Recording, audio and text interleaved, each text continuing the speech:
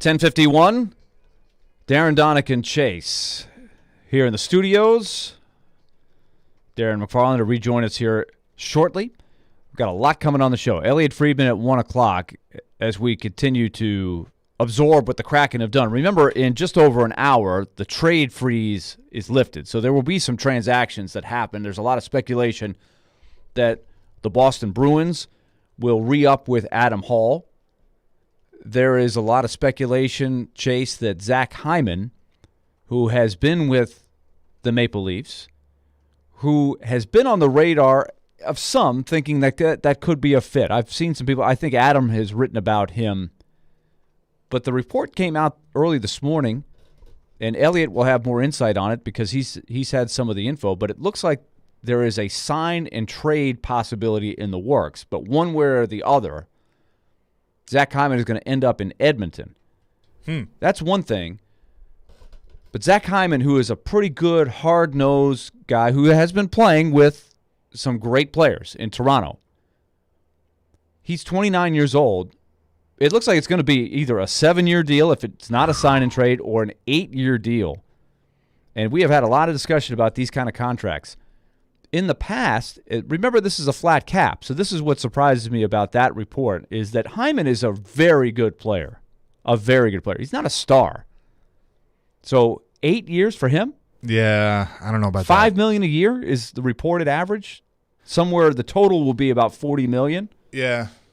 I am really surprised in this atmosphere that Edmonton goes there.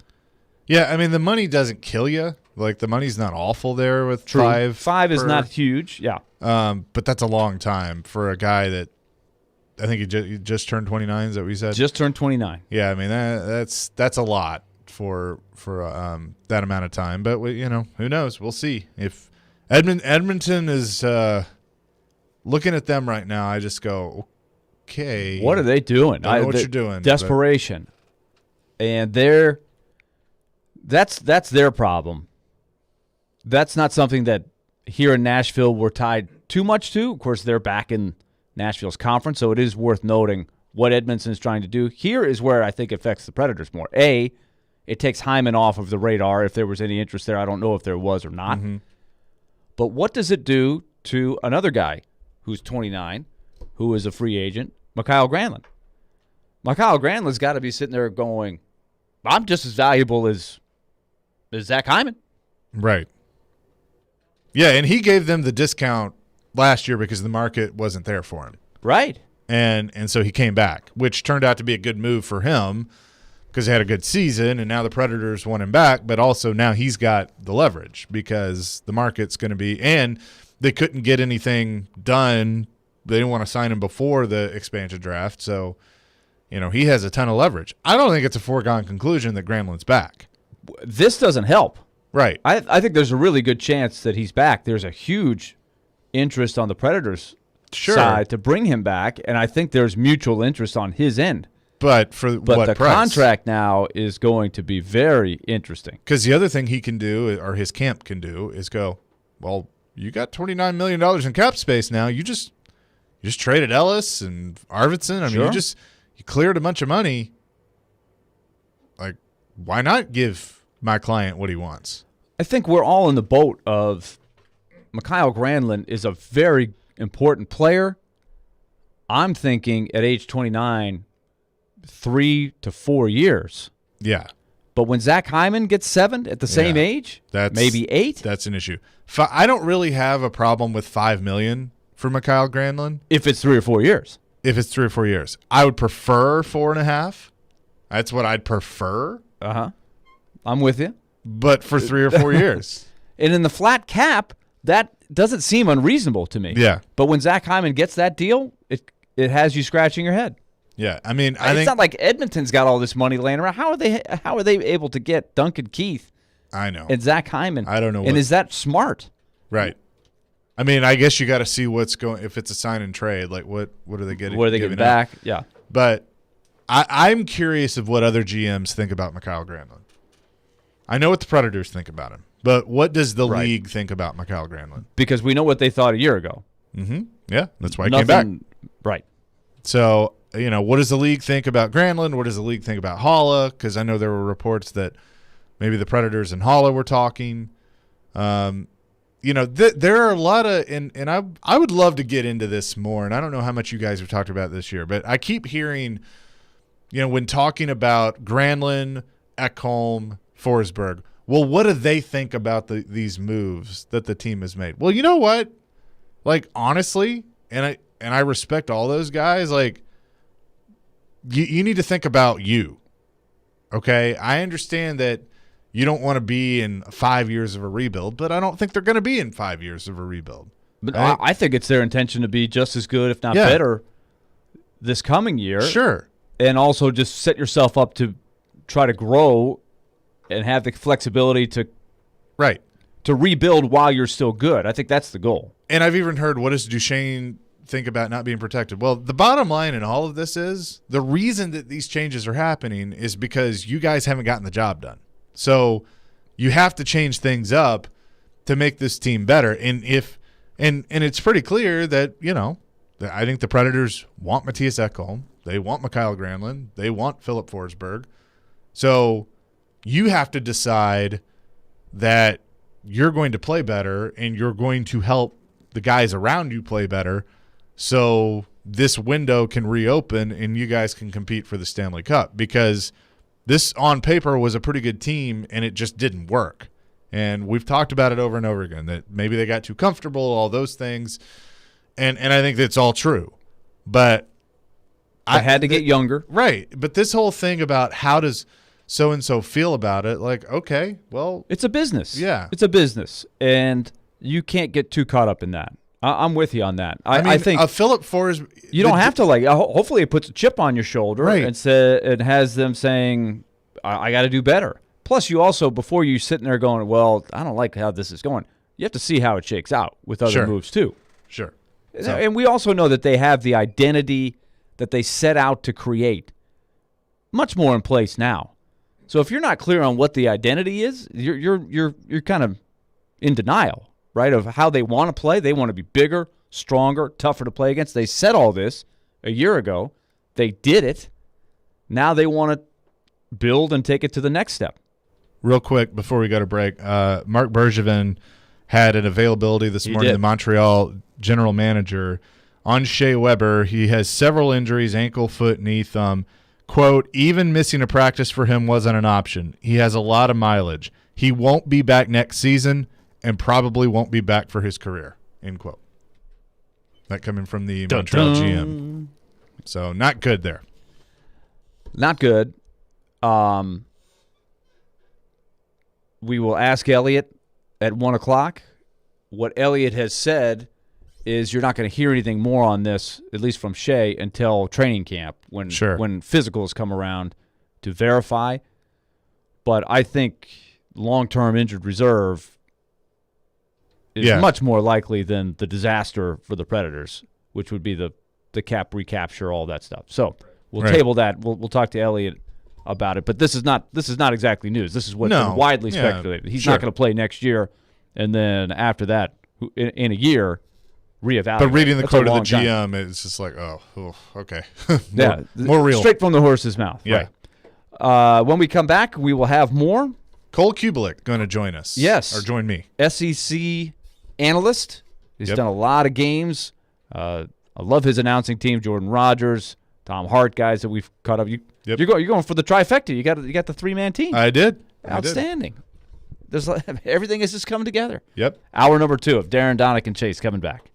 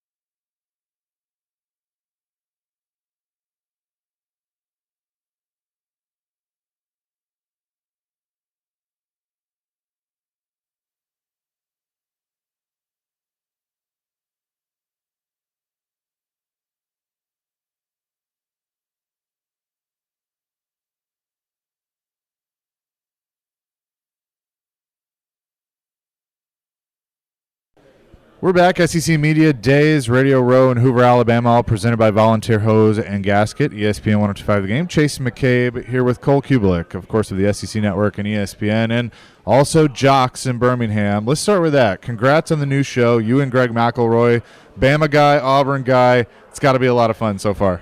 It is. It's I don't even think really when Greg and I envisioned working together that the Alabama-Auburn thing had a lot to do with it. Obviously, being in Birmingham, being in the biggest college football market in the country, that means a little bit more. That helps a little bit more. But we like to just consider ourselves really college football guys. And he's somebody that I've wanted to work with for a long time, that I thought we could do something good together for a while. We did a couple things on Sirius every now and then, here and there, filling in for guys that he worked with. And the timing was right. It just kind of happened and fell into place. And I think today's Wednesday, 8 days in. So it feels like we're 80 days in, and I guess that's a good thing. Yeah, chemistry, definitely a good thing. And you also did the midday show before that on Jocks. So how much did that help you kind of move into a primetime role in mornings? Yeah, I think just radio background in general. I mean, I was on the UMP in Huntsville. I was on another station in Huntsville. I've done other little I did like a show in Pensacola a long time ago, an Auburn show, and filling in on Sirius XM. So I think it all helped. But knowing the audience, knowing the territory, knowing the geography, I think absolutely helped a little bit. We both already lived here, so it made it a little bit easier transition for everybody. But, Jocks is a monster, man. I'm just excited to continue to be a part of it. With everything going on in college football, whether it's playoff talk, NIL, transfers, what do you think this sport looks like in 5 years? I think the sport itself will look very similar to what it looks like today. I don't think the movement will slow down too much. I think there will be a day of reckoning with players, coaches, administrators, people involved that have sort of this realization or this understanding that it in and of itself, the entity of college football, is really and truly what's valuable. Now, are there more valuable brands within that? Alabama, Tennessee, Florida, Georgia, USC, Oklahoma, Ohio State. Yeah, of course. But it's the entirety of it that makes it great. Some are greater, some are not as great, but all of it is what truly makes it great. And I do think that what I appreciated about what Greg Sankey did in his address on Monday was he attempted to bring, and this was intentional because I've asked him about it, he intentionally brought some of the common sense back to what's happening in college sports, talking about nutrition, talking about healthcare, talking about opportunity. And those things need to be highlighted. They need to be pointed out because I think that with all the negativity, a lot of it that you brought up, some is not all negative, some's positive, but it's complicated. And I think we need to celebrate the positives that come with it. I tell people all the time, every dime I've made in my life is because I played football at Auburn. All of it, whether it's medical sales, selling boxes, selling insurance, doing radio, doing TV. I'm not here if I didn't play football at Auburn for a lot of different reasons. So those opportunities that are provided also should be highlighted, celebrated. But I think the game will be similar. It's just we got to find out a way to draw the line in certain places. We've got to find a way to regulate better and maybe down the road, as Greg also pointed out, regulate differently at different parts of college sports. Would you have a concern, the reports coming out, Bryce Young, who I think has attempted 22 passes in his career, making like $1 million, 7 figures already, just because he's the quarterback at Alabama. What kind of concern would you have on not only within his locker room of guys that aren't going to make that kind of money, they're 18, 19 years old, you know how that goes, but just the pie maybe being there and only certain guys getting a piece of it? I think it will all end up regulating itself. I talked to Greg Byrne a couple of years ago, and when we were discussing this, his biggest fear was creating a false market. I think we've seen that created now. It's there, it's present. I don't ever worry about I love when the people say, well, what if the offensive lineman's not getting what the quarterback is? Well, if he ain't blocking, he ain't playing. And if you're not playing, you're not getting any deals. And you're not going to the NFL, and you're not going to get opportunities later in life because no one's going to know who the hell you are.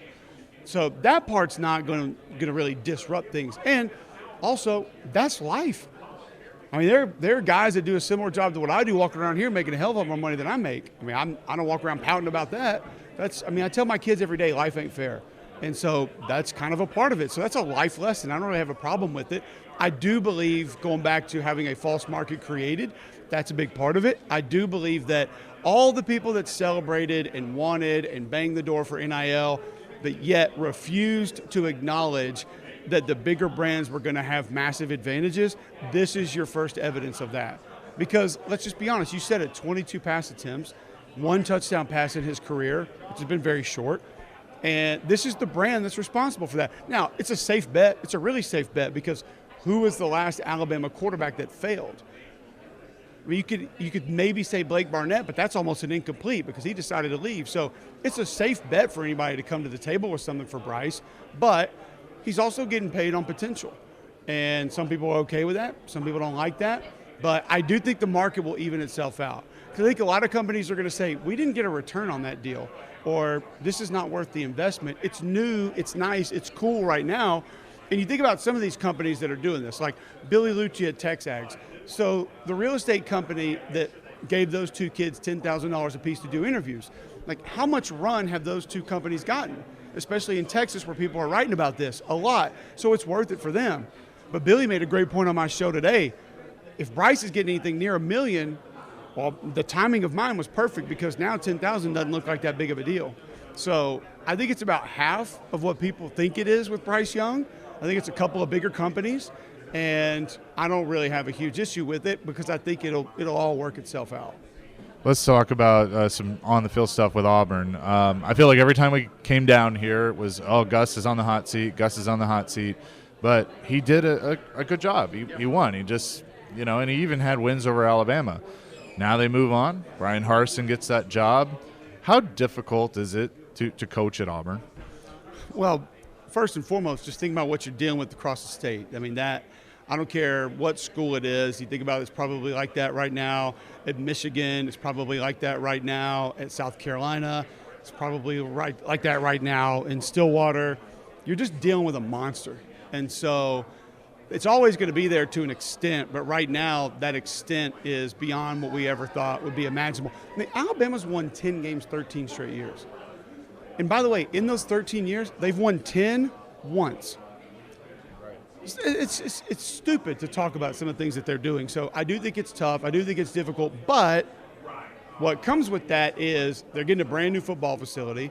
You have an amazing home environment. You have a passionate fan base. You have a beautiful campus. You have a wonderful town. You have a great history and tradition. So I think everything that comes with it sort of takes away the difficulties. Now, does that mean you can replicate what Nick Saban's doing? Probably not. Maybe not. Maybe never. But I also think there are a lot of things in place where you can go there and win a lot of football games.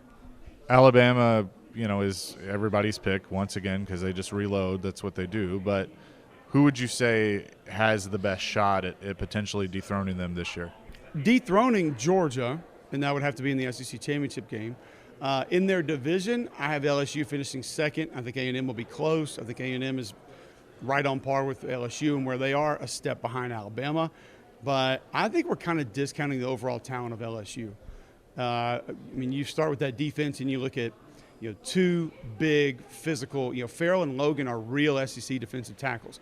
Ojulari and Gay can get to the quarterback. You sign the number 1 JUCO linebacker in the country. You get a linebacker from Clemson who's transferring in. And by the way, you might have the best football player in the country in Derek Stingley. Nobody ever wants to talk about him.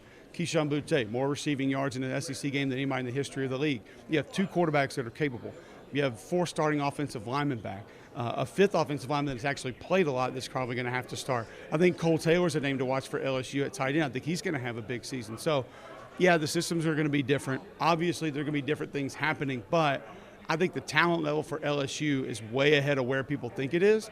So in the division, I would say LSU. Overall, Georgia's the closest from talent perspective to Alabama, and I just think they have a team that's set up to potentially do it this year. Based on what you just said, if Texas A&M is third in the West, and even if they're right there in the mix of it, but that's where they finish, with the contract that Jimbo has and all the hoopla with him, I mean, is that good enough at this point? The West could be 10-2. Right. I mean, he could lose to Alabama and LSU and finish third in the West. And by the way, will probably be, depending on what else happens, they're not going to be too far out of discussion of the playoff. if LSU does what I think they're going to do, be a 1 or 2 loss team. You know, I mean, LSU could lose to Alabama, Florida, and be second in the West, and Alabama could be undefeated and win in the West. I mean, that's how crazy it is in that division right now. I mean, I've got Auburn 5th in the West. I think Ole Miss finishes 4th, and I don't think Mississippi State's going to be a bad team. I really don't. I think Arkansas will be better. Actually, I think every team in the division could be better, and it could finish exactly the way that people are mad at me that I've got Kentucky finishing ahead of Florida in the East. Florida could actually be a better football team. Guess what Florida has to do that Kentucky doesn't have to do? They play Alabama, and they also play them early. Like, that can wreck you. We've seen that wreck people's season. And I think they have 2 on the road in their next 4 games. They got Kentucky in their next 4 games, LSU in their next 4 games after they play Bama. So, I mean, it's just because a team finishes ahead of another one in division doesn't always mean that one or the other is a better football team when you talk about the entire season. It's just how the schedule played out because not everybody plays all the same teams. Yeah, absolutely. Well, Cole, I appreciate the time. It's good to see you again, and best of luck with the new show. Thank you very much. Appreciate you having me. Cole Kubelik, Jocks FM, SEC Network, ESPN, joining us here on Radio Row. All coverage presented by Volunteer Hose and Gasket here on ESPN 102.5 The Game and The Game Nashville.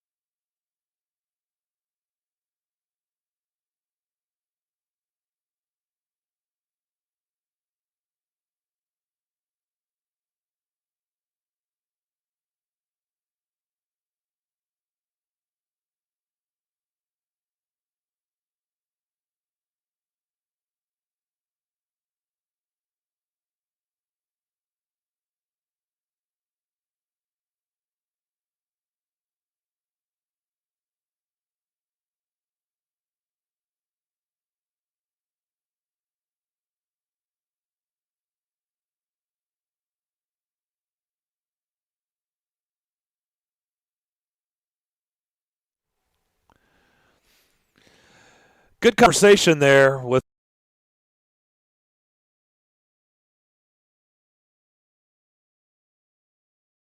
I am. good coverage down there. Really appreciate it. Of course, they are wrapping things up today. Day 4 is the final day. And, we tell you, just like yesterday, you just have to be listening. We're not always going to prompt you with, hey, be listening at this time or be listening this hour, because you just never know when we're going to give stuff away. Yesterday we had a lucky winner call in and answer the question and win fish tickets. And we're going to do the same thing right now. By the way, he tweeted at us, Willie, and ended it with "Go Mets." So you've got another Mets fan. Good man. You saw that. It's a good man. You saw that. That's a good man. Here's the question. I got my Phil Steele magazine yesterday in the mail. It came. So got the college football preview. It's a great magazine. And I was thumbing through it yesterday and this morning. And the question is, what former Tennessee football coach is the head coach at San Diego State? What former Tennessee football coach is the head coach at San Diego State? Answer that correctly. Tell Elijah his name. He's the head coach of the Aztecs. Get that, and you're going to go see Fish at Ascend Amphitheater on August the 3rd. 615-737-1025. That's our phone line, driven by WilsonCountyHyundai.com. 737-1025. Former Tennessee football coach is the head coach at San Diego State. Who is it? Get that correctly, and you'll be at Ascend Amphitheater to see Fish on August the 3rd. So good luck with that. Before we go any further, we're going to get into some more football talk. Do want to pass along our condolences and just let Greg Arias know we're thinking about him. They're going through a tough time right now in their family, dealing with something, and I just want Greg Arias to know, if he's listening, that we're thinking about him. So hang in there, buddy. Absolutely. We're thinking of you, you and your family. So let's start with what you guys were touching on, the West, the dreadful West. What's interesting is Cole really brought LSU back to the forefront, because I started the show by saying, boy, I watched Jimbo Fisher yesterday. Boy, he really likes his team. Really likes his team. And there's a lot to like with who they're returning now. They lose their quarterback, Kellen Mond, but it's very clear Jimbo really likes the team that he's got, that they're going to try it out there. And they had a good season last year. So I kind of felt like Texas A&M is the clear-cut number 2. But I think Cole just basically said, hold on a minute. Don't count out LSU. He's got LSU number 2. What do you guys think of that? I agree with him. I got LSU number 2. I think that really their roster is going to be very, very much improved over last year. And they have, as Ed Ogeron said it, they have 2 quarterbacks that, in his mind, are championship caliber. We saw what Max did at the end of the season. We talked to Brad Johnson, about his son. So I think that I think there's certainly something there if they feel like that whoever they go with at quarterback is going to be the guy for the full season and can stay healthy. But I think LSU, the West is going to be fun because you got Alabama that everybody thinks is just going to reload like they always do. Bryce Young, the $1 million quarterback, he's going to take over and do what the rest of them have done. Okay, until I see otherwise, I'll buy that. Texas A&M, they're going to be good. LSU, they're going to be good. I think Ole Miss is going to be better, and they're going to probably play spoiler at some point and win a game that maybe they shouldn't, because that's Lane Kiffin. That's what they do. He had some swagger about him in SEC media days, so But I tend to be with Cole on this one, that I think LSU, everybody forgot about them after winning the national championship 2 years ago because they lost so many, but now they have rebuilt it, and I think they're going to be right back. I'll just tell you right now, looking at the schedules, you have to factor in schedules. Sure. A&M's schedule, I'm just going to say it. Their out-of-conference is crap. Okay, it's crap. It's 4 wins. I mean, the only game they have that's even close to being – and I get it. I don't know how they're stacking up this year. They're in a Power 5 conference. It's Colorado. They're playing Colorado in Denver. But, I mean, they've got Kent State, New Mexico, and Prairie View A&M. I mean, that's their out-of-conference games. And to me, that's 4-0. Okay? In the East, they're playing South Carolina at home. That's a win. Yeah. And then they're playing, and then obviously they have the West. LSU is on the road. This is Alabama's the at inequity home. of the schedule we were talking about with the 14-team league. LSU's crossover team every year is Florida. Florida, and who's the other team they played from the East? They play. That's it. Oh, Kentucky at Kentucky. Yes, at Kentucky and Florida at home. Which I'm going to tell you this. Florida Watch at out for home? Kentucky. Florida is going there again for a second straight year? Yes, they are. Well, that's not cool. They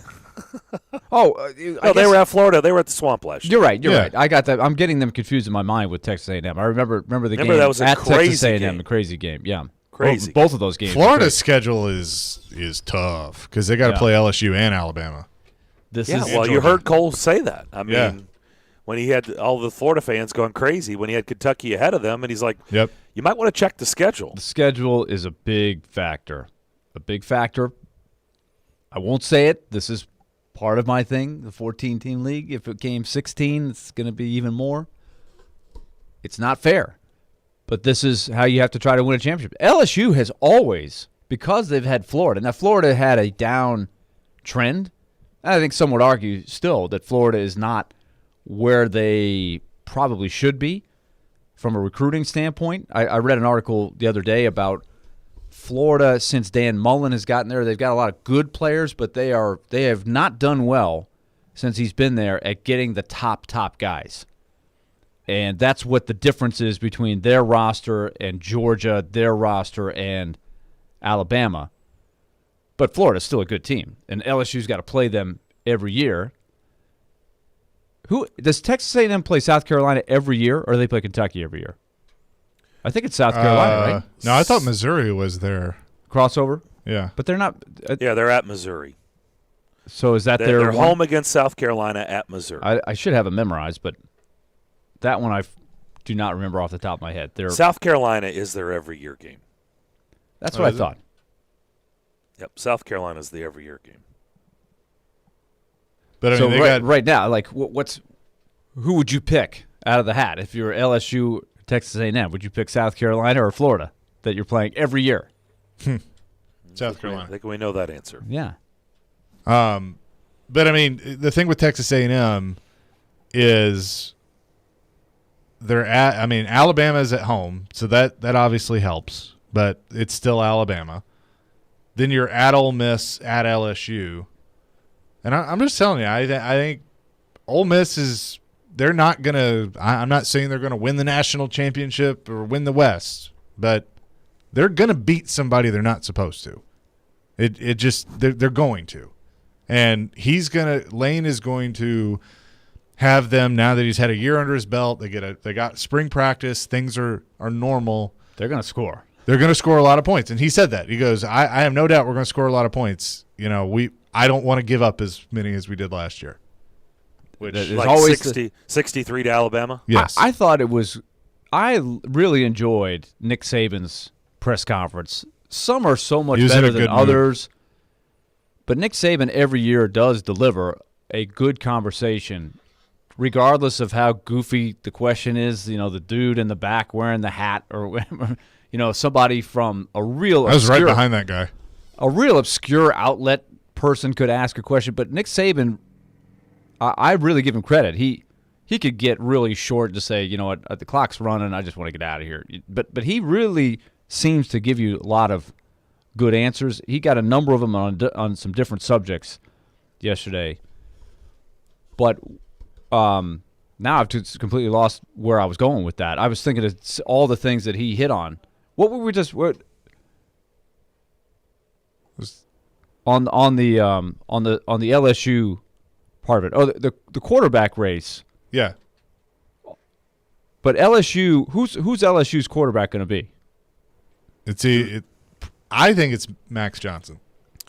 You don't think it's going to be Brennan? I mean, I know the age-old saying of you shouldn't lose your job because of injury, but the way Johnson played down the stretch, it was pretty good. I kind of like his intangibles. Yeah, I liked his flavor out there. But you're right, Darren. Brennan was starting to get into a rhythm. I think it's going to be Brennan. I mean, I don't know, but I think it's going to be Brennan. Coach O, what do you think? I'm going to go Tigers. Go Tigers. I think it'll be Brennan. I walked by him on Radio Row, and it just kind of did the the head nod. Coach, how you doing? And he did look at me and said, "Go Tigers." Like no, it's a true thing. No, he really did. Go Tigers. I don't believe you. You're making. He did. No, I swear he did. I actually really believe him. I really believe that story. I do. And I told Caroline Fenton from our afternoon show. I said I was, right next to him, and I could just feel that energy. And she was like, "Yeah, that Cajun power coming off of him." Go Tigers. Yes. Go Tigers. Go Tigers. Ole Miss, by the way, starts their season in Atlanta against Louisville. That's pretty good. That's a good game. Little kickoff classic down there on a Monday night. I guess that's probably Labor Day, right? That night, yeah, September 6th. Yeah. So that'll be a good way to start. Then they host Austin Peay, and they're out of conference. So they're out of conference. Oh, by the way, they have Liberty. Yeah, Hugh Freeze's return to Vaughn Hemingway. Yes. That is Get that video package ready. That's early November. Wow, that'll have some eyes on it. Now, speaking of Ole Miss, now I have concluded my senior moment. I have remembered the connection I was going to make. It was Lane Kiffin. We were talking about Bama, Saban, Lane Kiffin. You were talking about Ole Miss. Lane Kiffin saying, we're going to score. Remember last year's Alabama-Ole Miss day, and he doesn't really have the weapons on defense on paper to do that. But that's what I'm wondering is Ole Miss, will they make headway in that area? Yeah, and that's going to be the question. Did you guys pick up on, though, because Lane was very complimentary of Nick Saban. Nick Saban was very complimentary of him. But Jimbo was very complimentary of Nick Saban. Of course. But what Nick Saban, because Nick Saban was asked, I think that the way he was asked it was how he has seen Lane grow since he left Alabama. And he said, I respect him as a football coach. That's how he ended the answer. And that stood out to me of how he put that, because I've heard their relationship is not great. But don't you think that's what most people would observe about Lane Kiffin? Smart say football yes. mind. Yeah. Some things that they don't really like. Well, because we heard stuff. I mean, his own quarterback. We've heard stuff over the years. I mean, come on. His own quarterback was asked about how do you feel about your head coach being active on Twitter, and he said, "Next question." So, I mean, he wasn't going down that road. But I mean, I asked him the question about, you have a personality and you don't hide it, and you are who you are, and how important that is for the players. And I mean, he owns it at least. He makes fun of himself. I do wonder what the ceiling for Ole Miss can be under Kiffin. It's hard enough with everybody. This dates back to David Cutcliffe and the day with the discussion we had when they fired him and brought in, of all people, Ed Orgeron. Yep. And it sunk because Orgeron got Houston them in some serious probation. But David Cutcliffe had a real steady formula that was winning a certain amount, but it wasn't good enough for Ole Miss fans, and they canned him. Lane Kiffin, I think, is going to get them a certain amount of the way. It's already happening.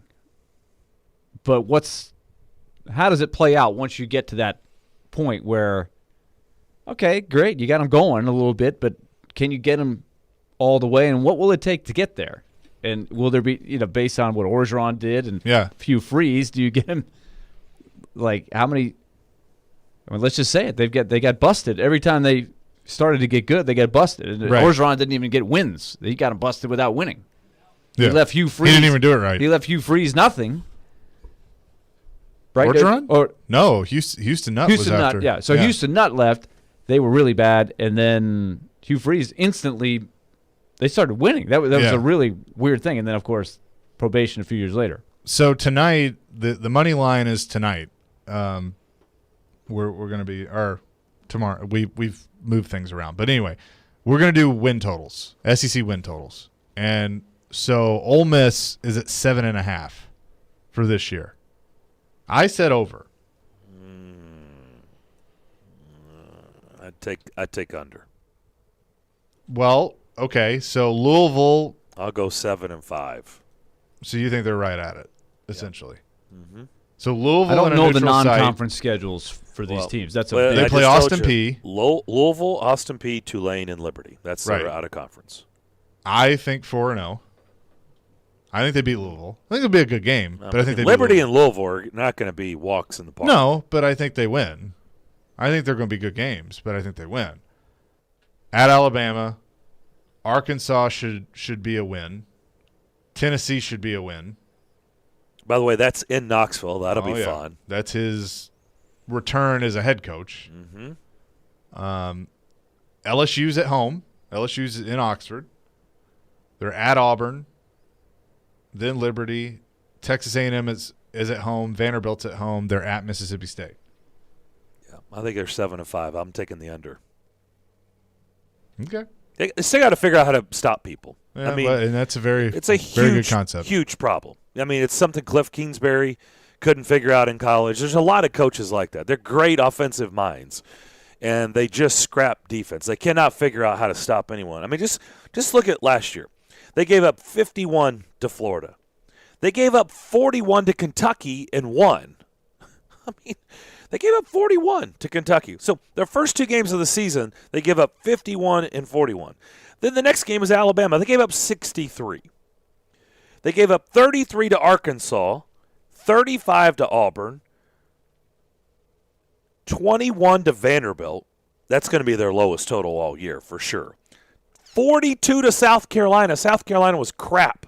Last year they gave up 42 to South Carolina, 24 to Mississippi State, and 53 to LSU. Vanderbilt's offense was horrendous last year.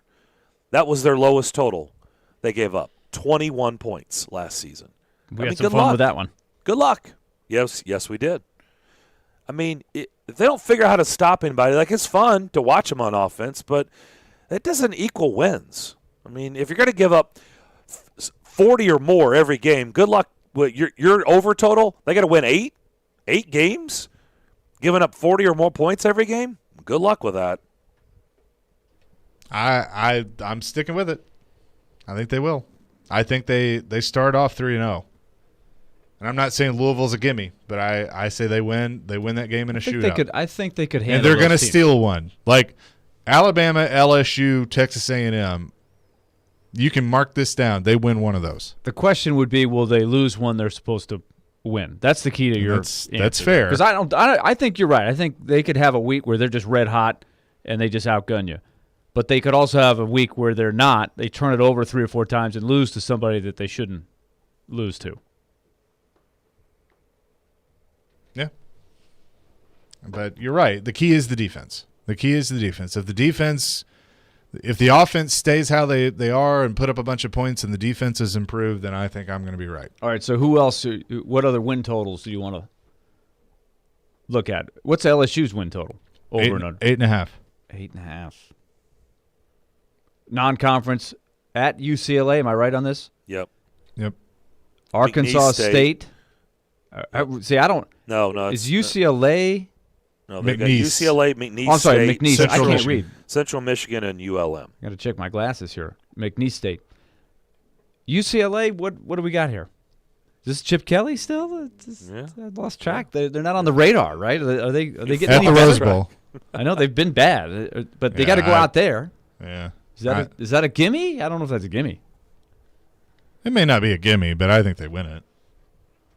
Be a fun game to watch. Sure. Start off the season. Look, I am so pumped up for football season after being in Birmingham and now talking win totals. I mean, I am ready. Get me to September. So 8.5. So they got to win 9. So 3 losses. Okay. You got Florida. You got at Alabama. A&M. I mean, yeah, they could hit the A&M is over. at home. They could hit the over. See, Auburn at home. Yeah, Auburn. I'm not sold on Auburn. You're not sold on Auburn. Auburn's at home. Yep. What if you got like a red hot Patrick Nix and not the mistake? Patrick Nix? Bo? Who? You mean Bo? Patrick Nix.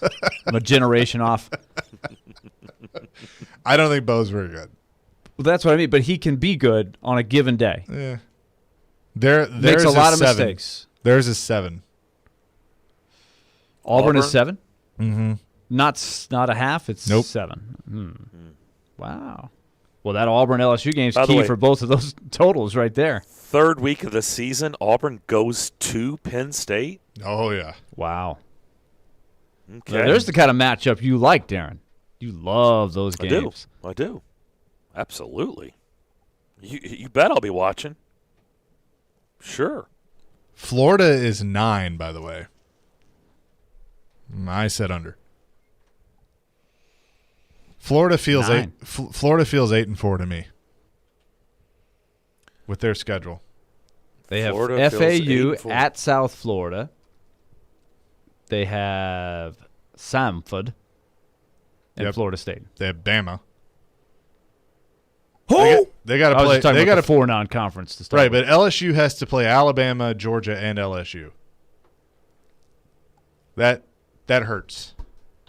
That 9 is a little high. I think. And Darren, I don't know how you feel about Kentucky, but I feel decent about Kentucky.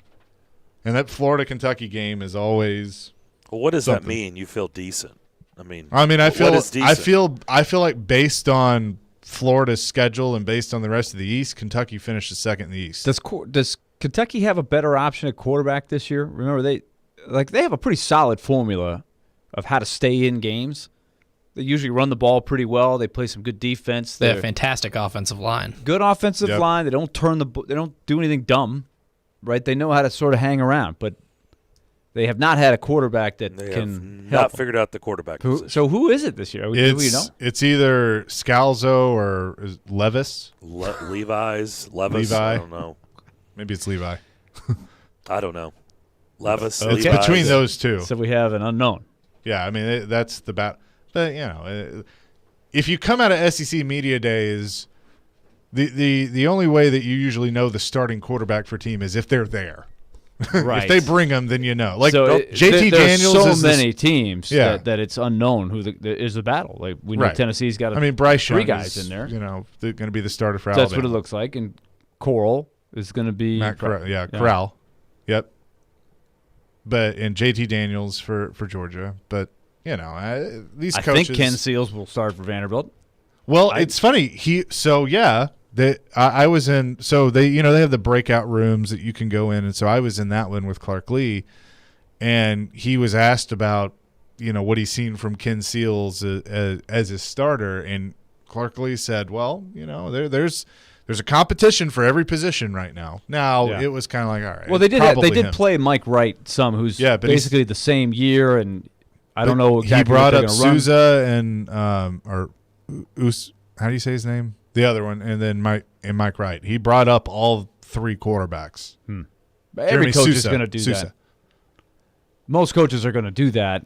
But that also goes to what Clark Lee is selling right now. That Competition. You can there's come in and play. competition at every position. You got to earn your number, earn your logo, all that stuff.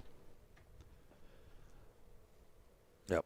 There's not. Right. This is not a year where you have a lot of quarterbacks. You're going down the list and saying this is a loaded league in quarterbacks. It's interesting how some years are like that. Well, and right now, what's interesting with the college football landscape and NIL that we've talked about so much, there's no right now. It's obviously going to change, but today, I mean, give me the big names in college football. Right, Yeah, going into last a lot season, of them have yet to emerge. right? We don't really know like the big powerhouse names in college football. Like there's no, last year you would have started with Trevor Lawrence, right? We could go down the list and Fields.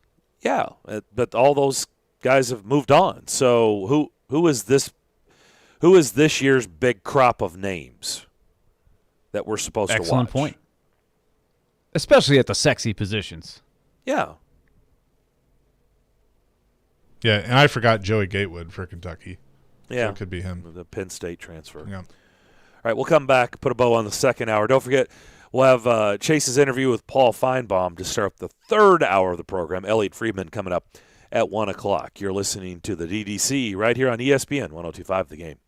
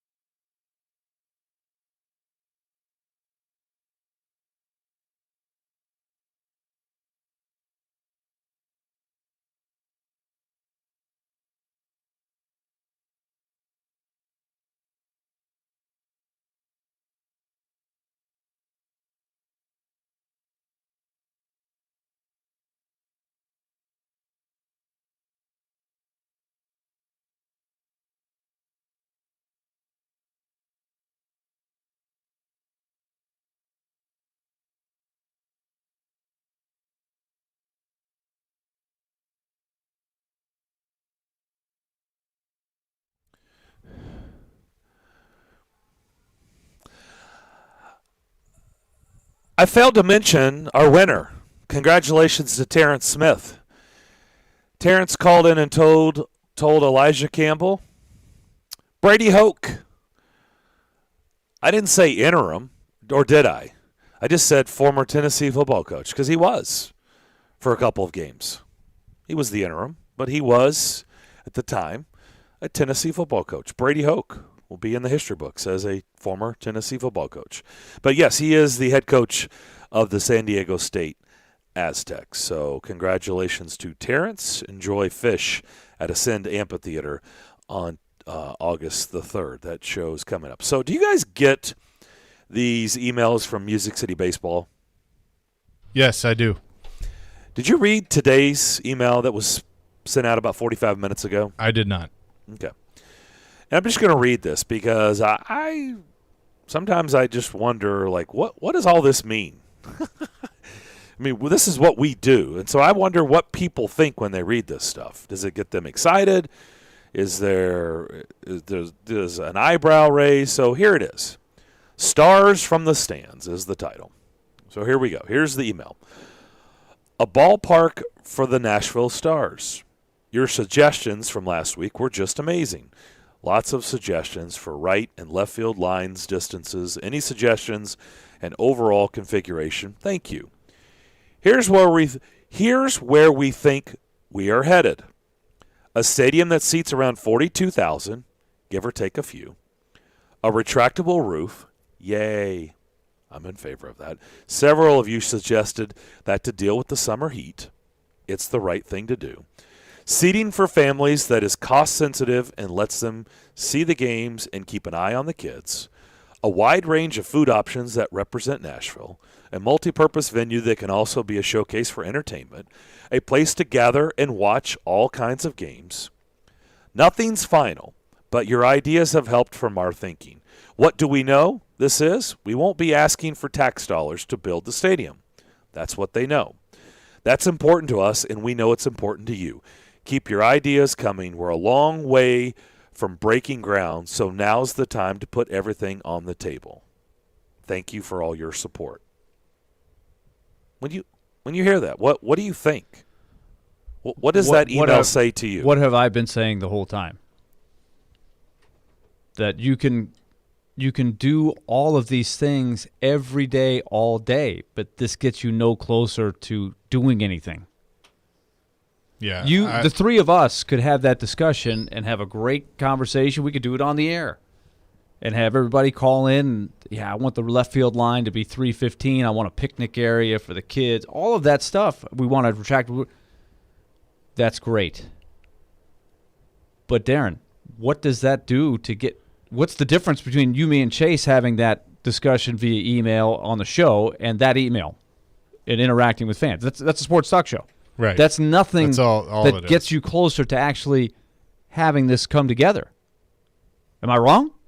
No, I agree with you. No, I just wanted you to the A's. The A's might that. be out there. The A's the A's I guess got somewhat of a lukewarm go ahead from the city. Yeah, but it doesn't sound like the A's are thrilled about it. Yeah, the A's aren't thrilled about They're it. like, no, they came out and said no. We're out. You We're voted not, we yes, don't like that. right? They've reached wit's end. The A's are gettable, but Nashville's not. No, they're out there with a net ready to catch them. Like the A's are going to Nashville Vegas. was ready for the Oilers. They had already talked to the Oilers. They were seeking out the Oilers. Like, there's nobody from our city going to the A's and saying, come to Nashville, man. We'll build you a stadium. Here's what we got going. None of that's going on. Yeah, I just the thing The Rays is, will be the next one in a few years, I think, but this group doesn't look like they're ready to make anything happen. I feel like that with, so I haven't got a chance to really bring this up. I was at the racetrack Saturday night for the SRX race. It was sold out. The mayor was there. Eric Moses was there. He got greeted Waltrip. warmly, the mayor. Got greeted warmly. Yeah, and I'm going to be honest. That was unnecessary. I know why they did it. I mean, but why is it unnecessary? Because, like, you're trying to just be cool on national television when you're trying to get a racetrack fixed up. Like, I don't know. I'll move on. Isn't he partly responsible for why that hasn't happened? Well, he signed the letter of intent. I mean, he actually is responsible for it happening because he held up the soccer stadium because of the racetrack. Okay, but we know that story. So you were going to make a point on the baseball. Yes, that we're in a situation as a city where, like, it took forever to get the soccer stadium going. It's taking forever to get the racetrack. I mean, now you got to move to the stadium, the football stadium. I would love to see a baseball team here. I would love to see a baseball stadium built, but we're not exactly moving at light speed to get the stuff that needs to be done. But compare what's going on with the baseball to the soccer, which it seemed like it took forever on some level, but the soccer in relative terms was quick. Because why? You had an owner with money and a backing. You had a city with momentum. But then it got held up. I was going to say, was it quick? I didn't think it was quick at all. No. That was not quick. But Darren, we have a Major League Soccer team now 5 years ago, we did not. That's a pretty quick jump and it would not have happened without John Ingram, Right. who then partnered with the Wilf family, another big-time major league ownership group, and now we jumped to the top of the class. Mm-hmm. Now it took a while to get the city on board and get the thing built. That was a chore, but it's got done. We're close to that with baseball. We have none of that. Zero. Yeah.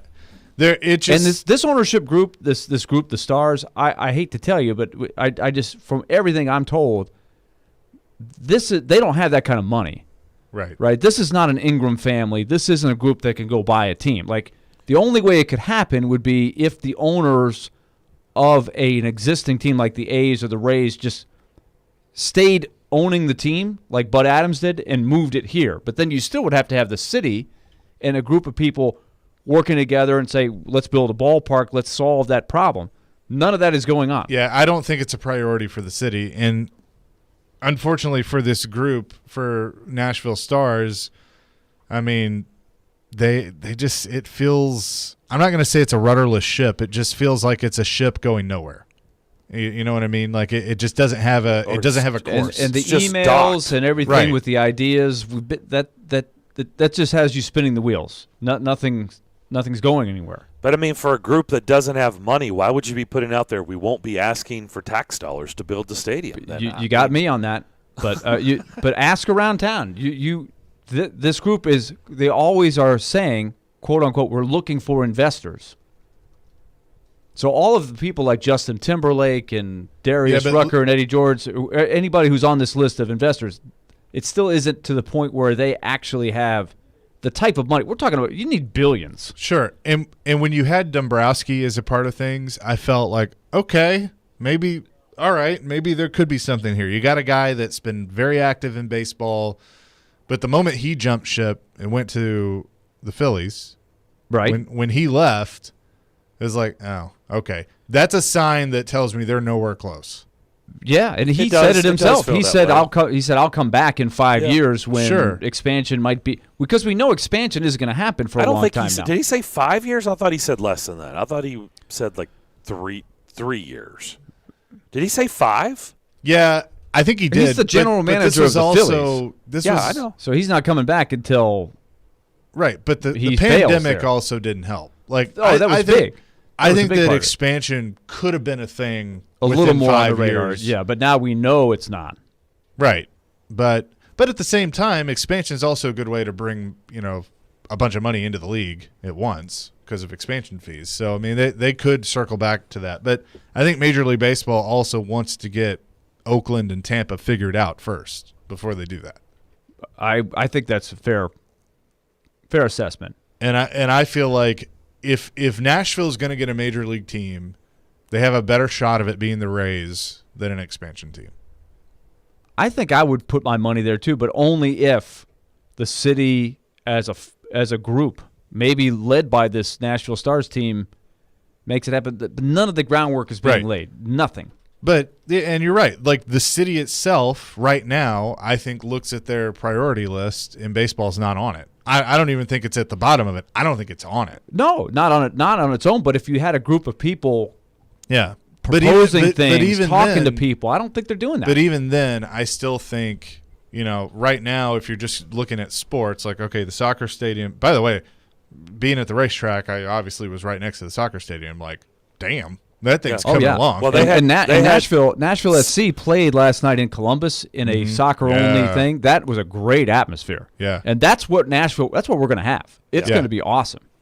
Yeah, but I talked about it on Monday. They had some good cutaways. I watched. Oh, did they? Most Okay. of it, right? Yeah, you can't avoid it. It's right there. Sure. It's been built right behind it, so you had no choice but to see it's where I used to park that it's coming along. to go to the racetrack. Yeah. It's coming along. It's Yeah. going to be awesome. That's gonna. I understand if they do all this with the racetrack, they will get the traffic and stuff figured out. But But what is the? But I guess then what is the point of all this? I mean, why? And these emails come out all the time. I know by the way. that's all the time. That's what I'm very curious about. Is they've done a lot of, to me, the window dressing, but when you when you pull back the curtain, I talked to somebody who is in the know about these things, and that person told me when you pull back the curtain, there's not a lot there. There's no meat there, right? The window dressing is great with Timberlake and all the Eddie George and the pictures of him. All of that is great. But, at some point you got to say, where's the meal? And there's just not that financial base that is realistic at this point. They need somebody to jump in. And so the gag was, okay, like the three of us could say, we've got a great ownership group here, but we're a billionaire short, right? Me, you, Elijah, Darren, hey, this is great. But we need a billionaire to make it happen. In terms of, buying a team, right? Now, the other way to do it is like with Bud Adams, move the team. Then you have an owner. That's the other way to go about this, but I don't know if that's what John Lore is trying to do. I don't think this group is interested. I don't think they want to buy a team, right? And they don't want to have taxpayers pay for it, but it's just not going to happen. Which is a good answer, not having taxpayers pay for it. But yeah, so that somebody's got to write a check for $1 billion, and they don't have that. Right. So if a billionaire comes into town and says, "Okay, John, I'm in," then what do you think he is? Something. Like what type of? I'm just told he's not in that league. Okay, what league do you think he's in? I don't know. Okay. Yeah, like Seattle had Jerry Bruckheimer, so you need right. John Ingram is in the league, sure, right? And we know that we've known that for a long time, and he got in the game. Right, he's a billionaire. Well, family billionaires. Those two families combined, they could have they have a seat at the table. But this is what I'm told about Lore is he's not there. He's looking for people to join him in that, and they haven't gotten anywhere with that. Interesting. All right. I just wanted to read that. I thought it was. I love what they're doing. They love baseball. They have the Negro Leagues partnership. They've done a lot of thinking on this. They have some great ideas. But at some point, the ideas have to turn into substance and foundation and relationships with the city and get the environment set to make it happen. So they've already missed one chance with the A's. I don't know if the A's would have come all the way over to Nashville. But remember, the A's were the AAA team here for a while. There was relationships there. Could have been. The A's are dying to get out of there if you can find a place to go. It looks like Vegas will be the one that takes advantage of that. So you're looking for less emails, more action. Yes. I have been from the start. Okay. All right. He's been very consistent. I'm rooting for them. I want it to happen. Nobody loves baseball more than me. Darren, you're the guy that's lost 11 feeling.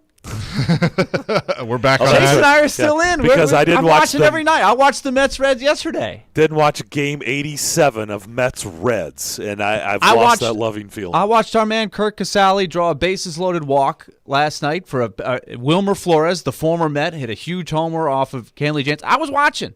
I watched a couple games last night. Passion's still there. I got the passion, but I want to see it from this Nashville group. If you really want to get in the game, there's got to be some more there. The emails are great, but we can have that discussion here. We can have them on the show and we can talk about the dream, but the dream has to be put into reality. I just was trying to broaden my horizons because if this show ends up on the new show that Peyton Manning is hosting, then if there's a shark category, I can help the group. So okay. That's all. That's why I was watching Shark Week. I just in case there was a shark category, I could help our group. By the way, have you guys watched that show? No, I've not. It's okay. It's okay. Wait, the shark show or the I'm drawing blanks on the new show. The trivia show. Yeah, the college bowl. Show. The college bowl. College bowl. I did see one episode, and it was. It was all right. It was all right. I love trivia. You know me. Like we love trivia. The format of the game was pretty good.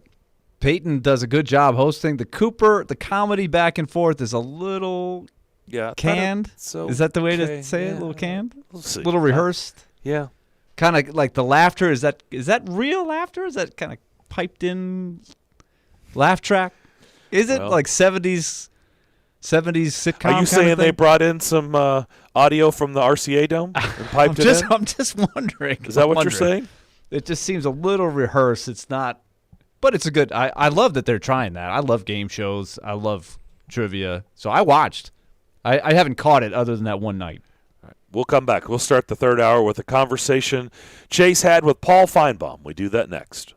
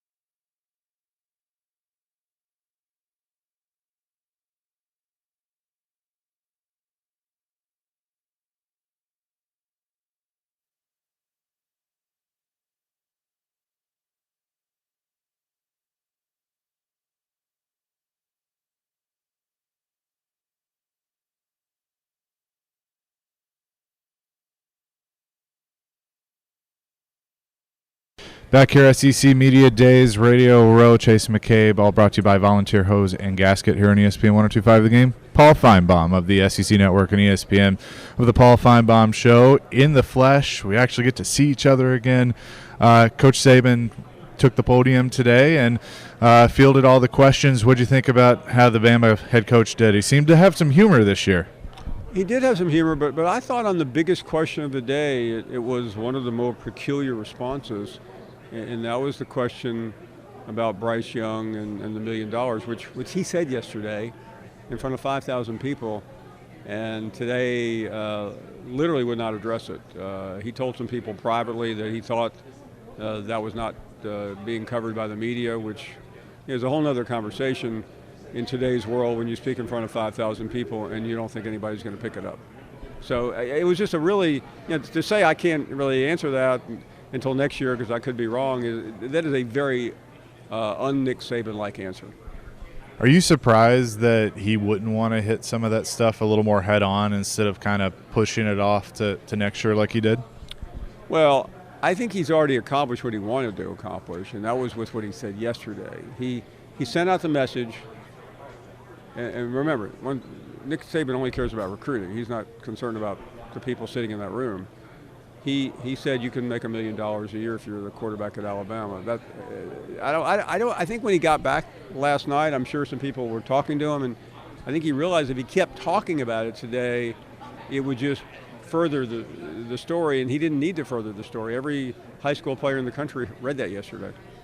So those comments, is that what I guess the fear should be with all of this and learning about NIL, that, well, all right, there's the recruiting method. Nick's going to use it for Alabama, and then next thing you know, you're going to have Coach O saying that with LSU and so on and so forth. I think so, and I think if he had said, I think maybe he, on the way up here, he tried out some answers with this group, and I think he probably wanted to say, well, I didn't realize I was going to be quoted, and he would have gotten laughed out of the room.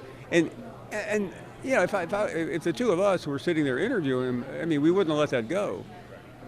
But he just hung on. He hung on. He kept. It was like that was my answer, and it seems to tell me he did what he did yesterday by design, and maybe after they talked about it, somebody said, maybe it's not a good idea to go to media days, which is sacrosanct, and it's an SEC sanctioned event to be, promoting the fact that players are making that much money. It was just something weird about it. Yeah, I agree. Paul Feinbaum here with us. Lane Kiffin also spoke yesterday, and he had a lot of high praise for Nick Saban. Nick Saban was asked about Lane. He said, I respect him a lot as a football coach, and talked about their relationship and being two different people. What do you think that relationship is at this point?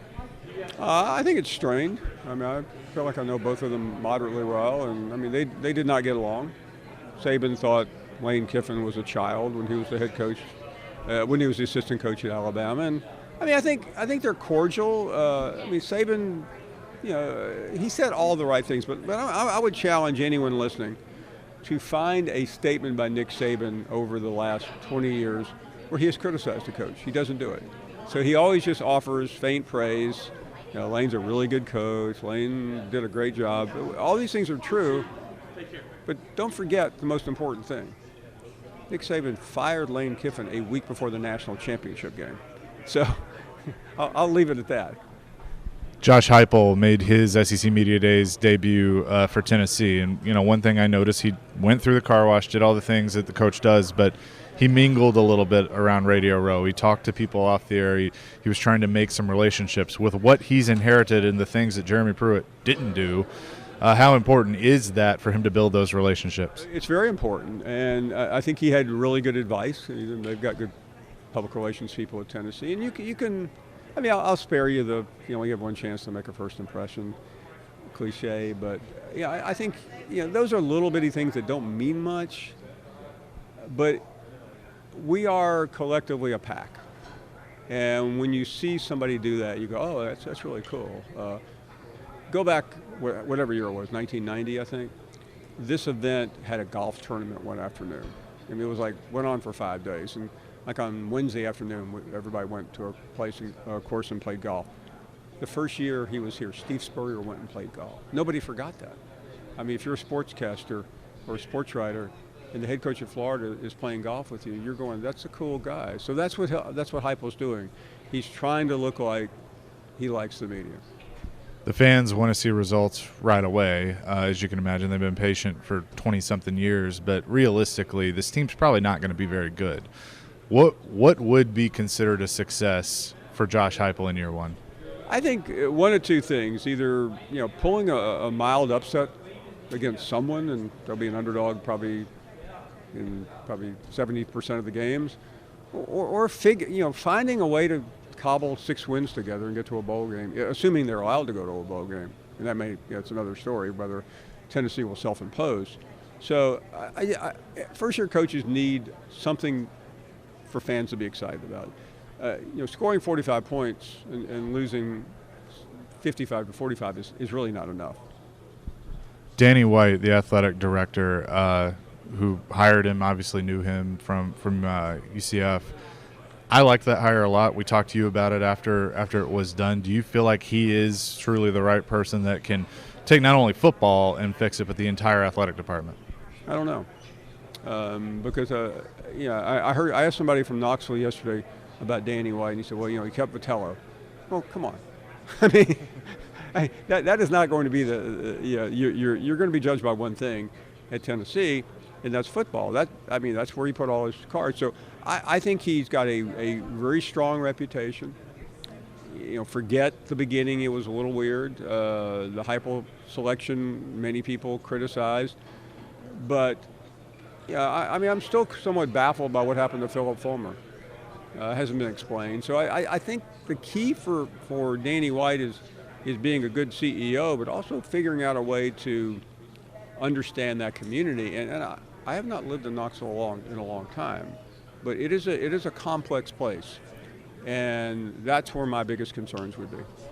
Clark Lee and Vanderbilt. Clark Lee knows Vanderbilt. He went there. Now you're seeing some finances actually go towards the athletic department, the football program, so he's inheriting that. But again, it's Vanderbilt. That's what people are always going to say. But some impressions from him thus far on what he's doing, making guys earn their numbers, earn the logos on the helmet, earn their spot, all those things, as he tries to revitalize that program. I think that's all a bunch of nonsense. I mean, I don't think it makes one bit of difference. I just think he has to have something to say because he has a terrible football team. And in relation to what they've done, I don't think it's enough. I mean, they're putting a Band-Aid on a major, incision. And I like him. Everyone who has encountered him is impressed. He was impressive today, but I've got to see it on the field. I don't really care what he says off the field. If he doesn't win football games, it's not going to make any difference. You said that with the finances and stuff that Vandy United is what they call it. I look at it as a first step. But my concern is because of what's happened in the past is that'll be the only step and like, hey, yeah, $300 million, and then we move on. Do you have faith with this new chancellor and Candace Lee as the AD that maybe this is different?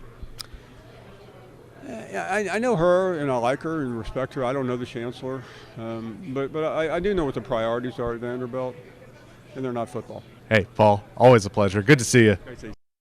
Paul Feinbaum of the SEC Network and ESPN. What a surprising answer from Paul Feinbaum at the end there. But hey, you got to prove it. You got to prove that things are different. Absolutely. The skeptics are going to be skeptical until you see results, see something different. Yeah, and I don't blame him. Of course not. He's Paul Feinbaum. This is what he's going to do. I'm excited to talk to him every week to see where it goes. The Tennessee and the Vanderbilt answers, I think, were very intriguing on a number of fronts. I think Vanderbilt, we know that the questions are going to be there for a long time. It's not going to get way better this year. I think any progress is progress because you're starting from ground zero. They literally did not win a game last year. But, Chase, here's what I want to ask you about. You were down there the day that Tennessee was there. Paul Feinbaum just brought up some really interesting things. And, Darren, I want you to weigh in on this as well. It's almost because Ryan McGee referred to it too. We had this big deal where they ousted Jeremy Pruitt. They put themselves on probation. They have an internal investigation going on. They had the whole thing of trying to preserve the image and the legacy of Philip Fulmer. They did all that. Then very quickly, they hired Danny White and they hired Josh Heupel. And since then, it's as if everything else has been swept under the rug and nobody has said, there's not been any news about it at all, but it's all out there. Right. So was that discussed at all down there? Was anybody trying to delve into that? It's like out of sight, out of mind. No, it's the same thing. Like, hey, are they what's going on there? Self-impose a bowl ban? It's a self-investigation. You would think Tennessee would come out and say, these are the findings of our investigation. We haven't had that, have we? No. Have we? Like, it's been a long time now, like, right? Yeah, I mean, there's been nothing. So, Darren, have you heard anything? What's going on? Evidence. They're still collecting. They're still investigating. Still talking about it. Okay. They had to have some meetings to decide what kind of meetings they were going to have, and then they investigated how they were going to investigate. I mean, it's a long process. That's what it is. But no, it's yes, it was brought up, but it was the same stuff that you just asked. It was questions like, hey, have you heard anything? Like, is there anything happening? Is there like a secret file somewhere? Or? Well, Paul asked a fair question. into the air, not knowing the answers. Will they self-impose a bowl ban to try to start the process of, okay, we know we're going to have to pay a price somewhere. We're the ones that said we cheated. We ourselves, as Tennessee, said we cheated. That's why we had to fire the coach. So don't they have to show some signs of this is where the ball is rolling? My guess is they will stretch the investigation through the month of September, assess their record, and decide if they are going to bowl ban the program. We laugh, but you're spot on. Okay. I mean, I mean, it's been done before. That is the plan. It has been done. If they lose to Bowling Green in Pittsburgh, my guess is there's going to be a bowl ban this year. I also wonder, in this atmosphere with the NCAA, you just had the Supreme Court. You're trying to wrap your arms with the NIL, where there are no rules. You got a coach saying his quarterback's going to get $1 million. You have people all across the country doing this. There's a lot of things on the mind of the NCAA. Who's concentrating? Who's running the Tennessee operation? Is anybody doing anything? Or are they giving Tennessee as much time as they want to complete this investigation? Could we be sitting here in January saying, well, we're still looking at some of the stuff that Jeremy Pruitt did? You're asking us to figure out an NCAA type investigation and what's, everything that goes into that. Like, I have no idea. I get that, but Darren, doesn't somebody have, does Tennessee just have as much time as they want to do their own investigation? Could they say, well, guys, I'm sorry, it's going to take us about 6 years to find out what Jeremy Pruitt did. He just did a lot of stuff. So we're going to get back to you in about 6 years. And then we'll tell you what the penalties should be. Honestly, if nobody's somebody has to push things to say, we have a timetable here. Why would they speed things up if nobody's pushing them? That's my point. That's my point. The NCAA is a pushover. They bite, and it's just gums. They have no teeth. So, where is the push? I mean, what is it? What's it to them to come out? Just to satisfy everybody? I mean, they can just take their sweet time, can't they? The longer this goes on, the more people forget about it. The other dynamic would be, is somebody representing Jeremy Pruitt waiting to hear what are the allegations against Jeremy Pruitt? And, hey, I think these are wrong, and I think he deserves to be compensated. He got fired for cause, and what you guys are saying isn't entirely accurate. I would like to recapture some. That would be another thing that would push the process along, I would think. Where's Jeremy Pruitt in all this? The Giants. Well, I know that, but does he care, or is he just saying, moving on? You think he cares? Does Jeremy Pruitt care? I'm talking about money. I'm talking about he just lost his entire. When you get fired as a coach, you get paid. Yeah, especially if you have Jimmy Sexton's his agent, right? I don't think he has his contract not to get paid when he get fired, but he got fired for cause. He's not fighting that at all. That's millions of dollars. It's a good question. I'll tell you this though, and this shouldn't come as a surprise to either of you, but everybody I talk to about Tennessee, any little jab or whatever they could get in on Pruitt, they did. Like, you could tell that he did himself no favors. He has no friends in the SEC, and so nobody will go to bat for nobody misses him at all. That's absolutely true. Why would that be a surprise? It's not a right? surprise. That's why at I all. said. That's it's why what I said. we experienced, and my guess is we experienced what everybody else experienced. But there have been some zero. But there have been some very unpopular coaches who were laughingstocks that got fired, that fought and got a lot of money back. Yeah, because of the legal system, because the NCAA couldn't prove, and the school couldn't prove that it was as bad as Tennessee wants to make him be the guy that takes all of the fall for what happened, and it allowed Tennessee a real quick. Yeah, we got onto the new guy. We've got Josh Heupel. This is great, but to do that, they had to fire him for cause and say that he cheated a bunch, and we're putting ourselves on an investigation. And at this moment, they've paid no penalty for that. There's no scholarship reductions. There's no. Josh Heupel walks in theory, he could have a really surprisingly good year. They could go to a bowl, and Tennessee, in theory, as we sit here today, could say, we're still investigating. We don't really know exactly what happened, even though they had this grandstand play with the president and the whole dog and pony show. Philip Fulmer was over there. What an amazing person Philip Fulmer is. And, boy, what a disaster Jeremy Pruitt was, and it is just a shame what happened. We have standards here, but there's no findings or anything. Like, that's all frozen in time, and as we sit here today, we don't know what's going to happen. I'm just really curious, when is the next news story going to hit about the investigation? I wish I knew. The self-investigation. I mean, I wish I knew. I mean, but it's one of those things that you have to know it's not going to go away.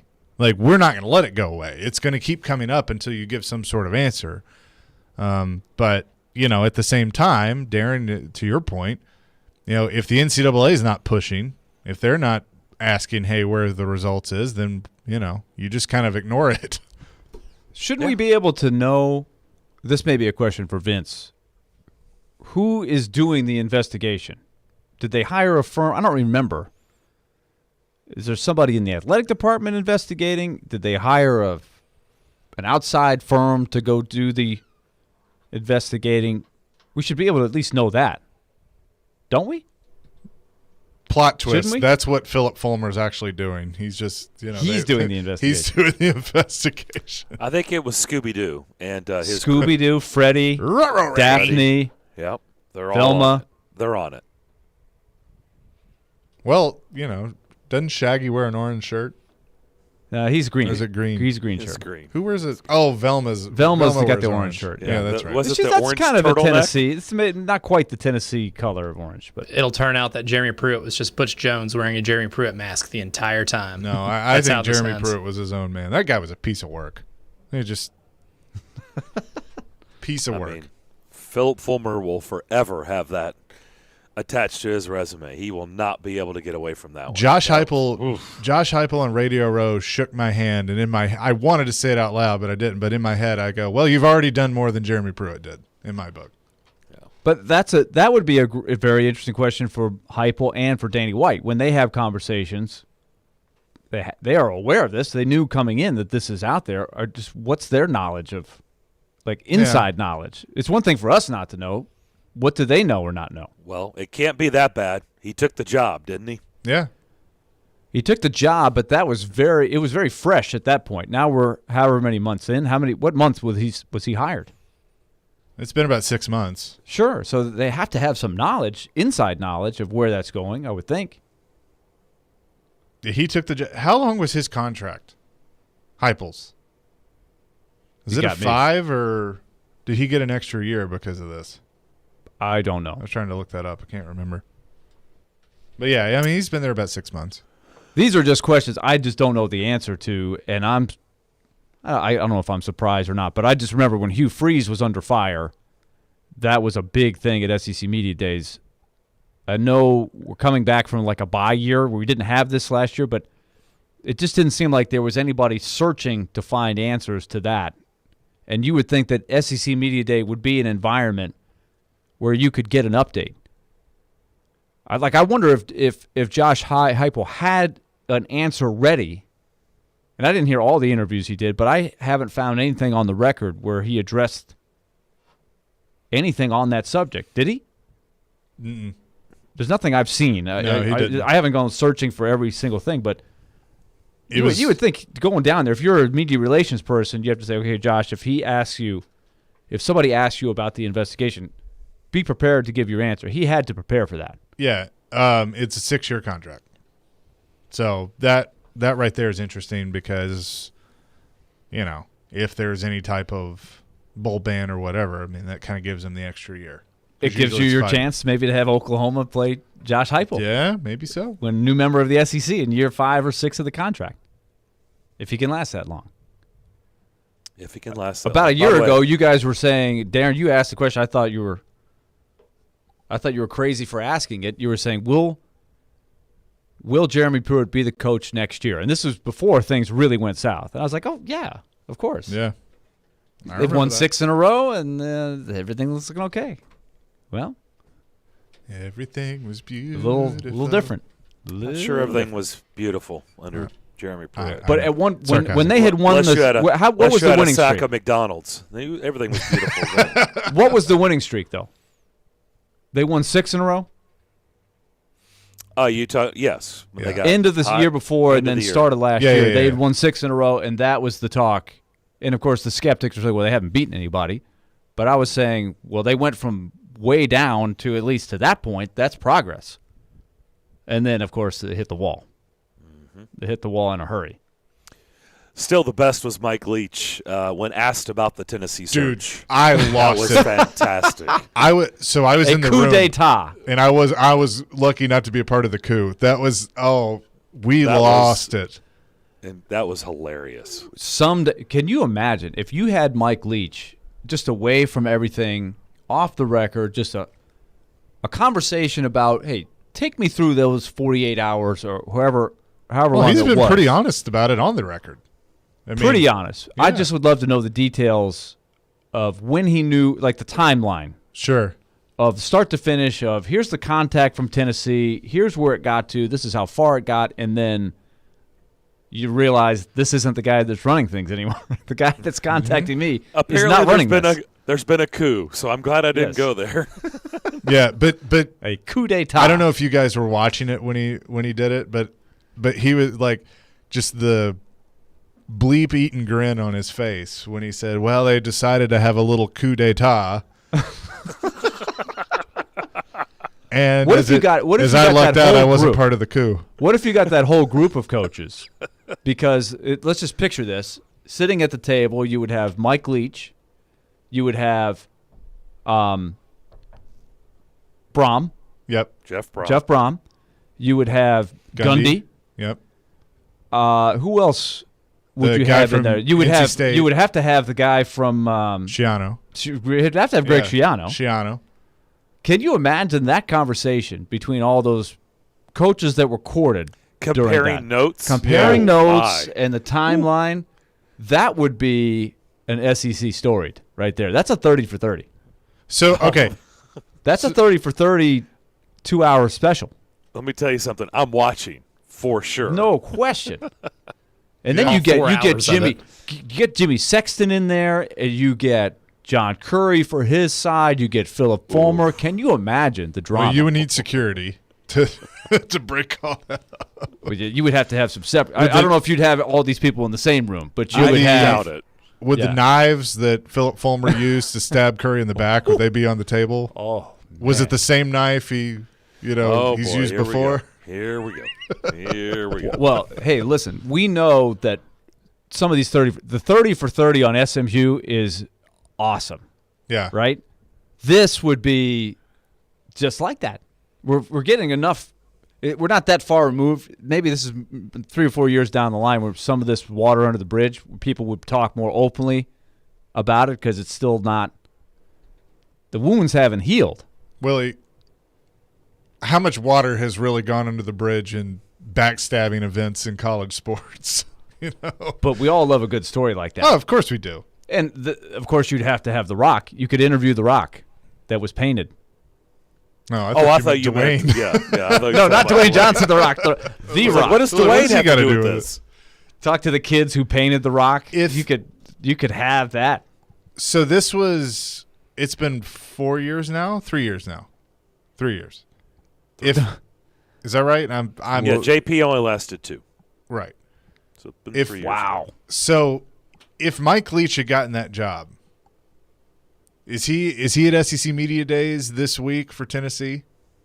3 years later? These are great questions for the for the 30 for 30. What would have happened? Talking about how he Jimmy won the Hines. coup? Jimmy Hines broke the story that Jeff Yeah. Brom was the coach. Yeah. That he took the job. Yeah. Well, I'm not sure he broke the story because it wasn't true. Well, so don't think it really counts as that's breaking the story. He had info. put something out there that's That's a good point. Good point. What would we call that? A false start? it didn't He work. reported that it was didn't done. work, and it happens. Okay, you And you he- do this long enough, it'll happen. That's a guy that has credibility, Sure. and we were going with that.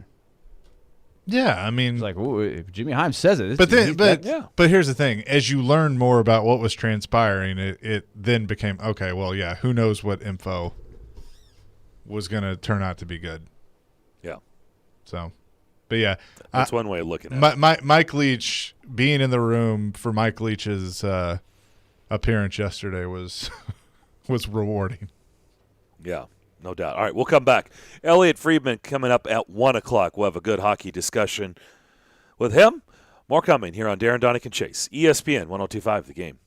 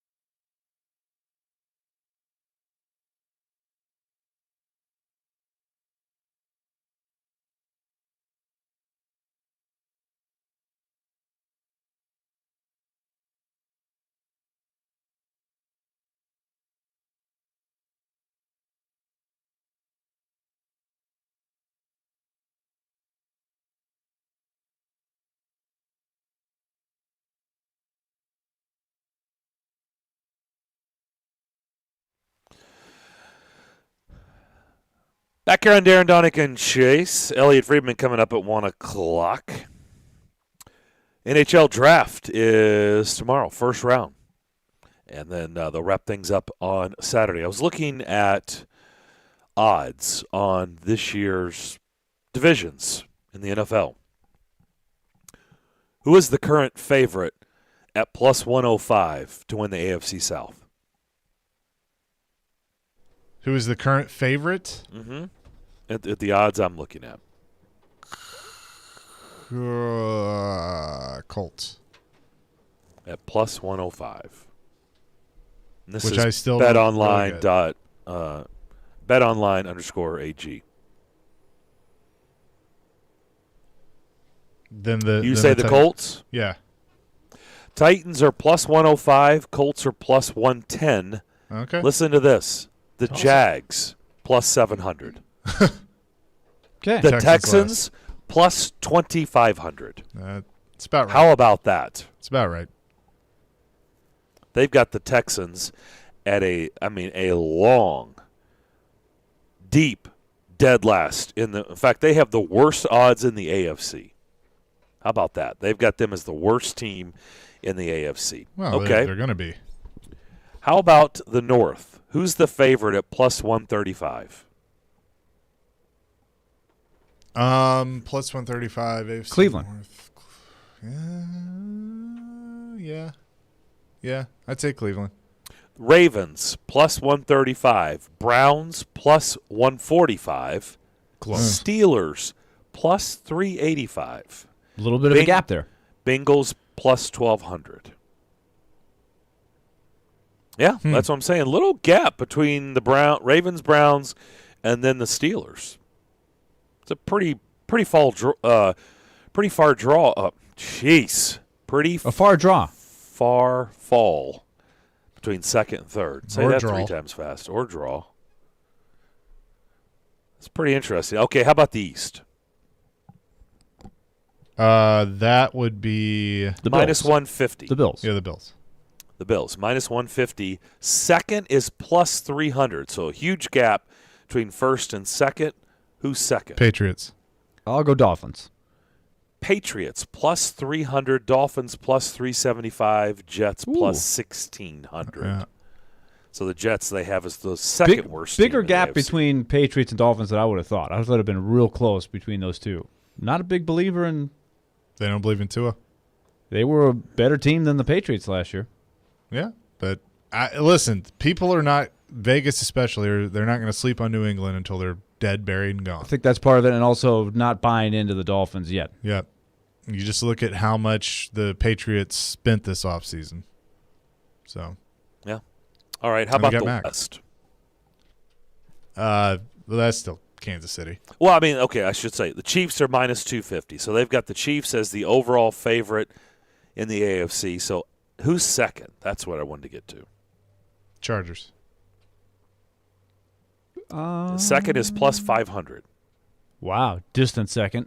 Distant. Raiders were pretty close to the playoffs last year. Raiders or Chargers? I say Chargers. I think there's. Why am I blank? Who's the fourth team that we're not thinking Denver. of? Denver. Yeah, Denver's not in the mix, so it's one of the two. I'll take the Raiders. Just I would have said the Chargers.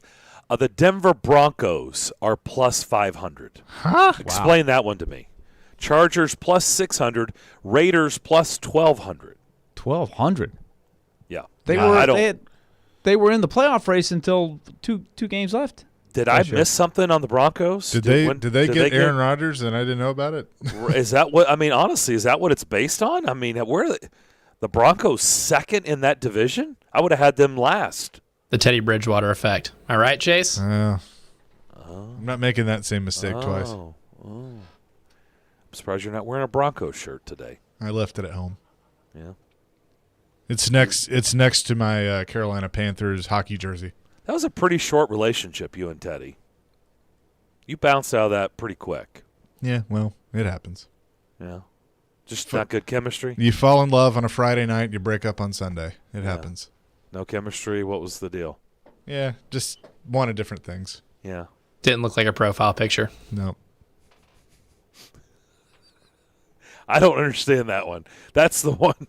The Broncos plus 500? Second place in the West? I thought everybody was on the Chargers bandwagon this year. I was a little surprised by that.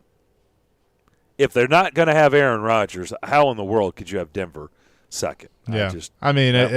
That's probably what it is. I'm just disappointed I didn't get anything for my Carolina Panthers hockey jersey comment after last night. I guess you missed that. I guess I missed it. Yeah, because and both Twitter accounts have fun with it, but Chris Fowler called them the Carolina Panthers. Oh, no. Oops. Did he really? Yeah. Splicing a couple of teams And together. so then the Hurricanes had a hand-drawn Panthers logo they changed their avatar to that, and the Carolina Panthers made the Hurricanes logo the Carolina Panthers colors, and so they had some fun with it. Oh, no. Speaking of the Hurricanes, Pierre LeBrun has tweeted out hearing that the Red Wings are going to acquire. It's done? It's done. Nedeljkovic. How about that? Nedeljkovic's return is a third, and Jonathan Bernier, according to Elliot Friedman. That is really interesting. Wow. And then Carolina draws the hard line, but this is a shocker. A shocker. And I don't then believe it. Coyotes are close to completing a deal for Shane Gostisbehere. It was 2 years left. Elliott says 2022 second and a seventh going to Arizona. Yes. In other words, all of that is going to Arizona in exchange for nothing. Yeah. My offer is nothing. And Philadelphia said, can you please, what will it take for you to take this contract off of our hands? We have got to have salary cap relief.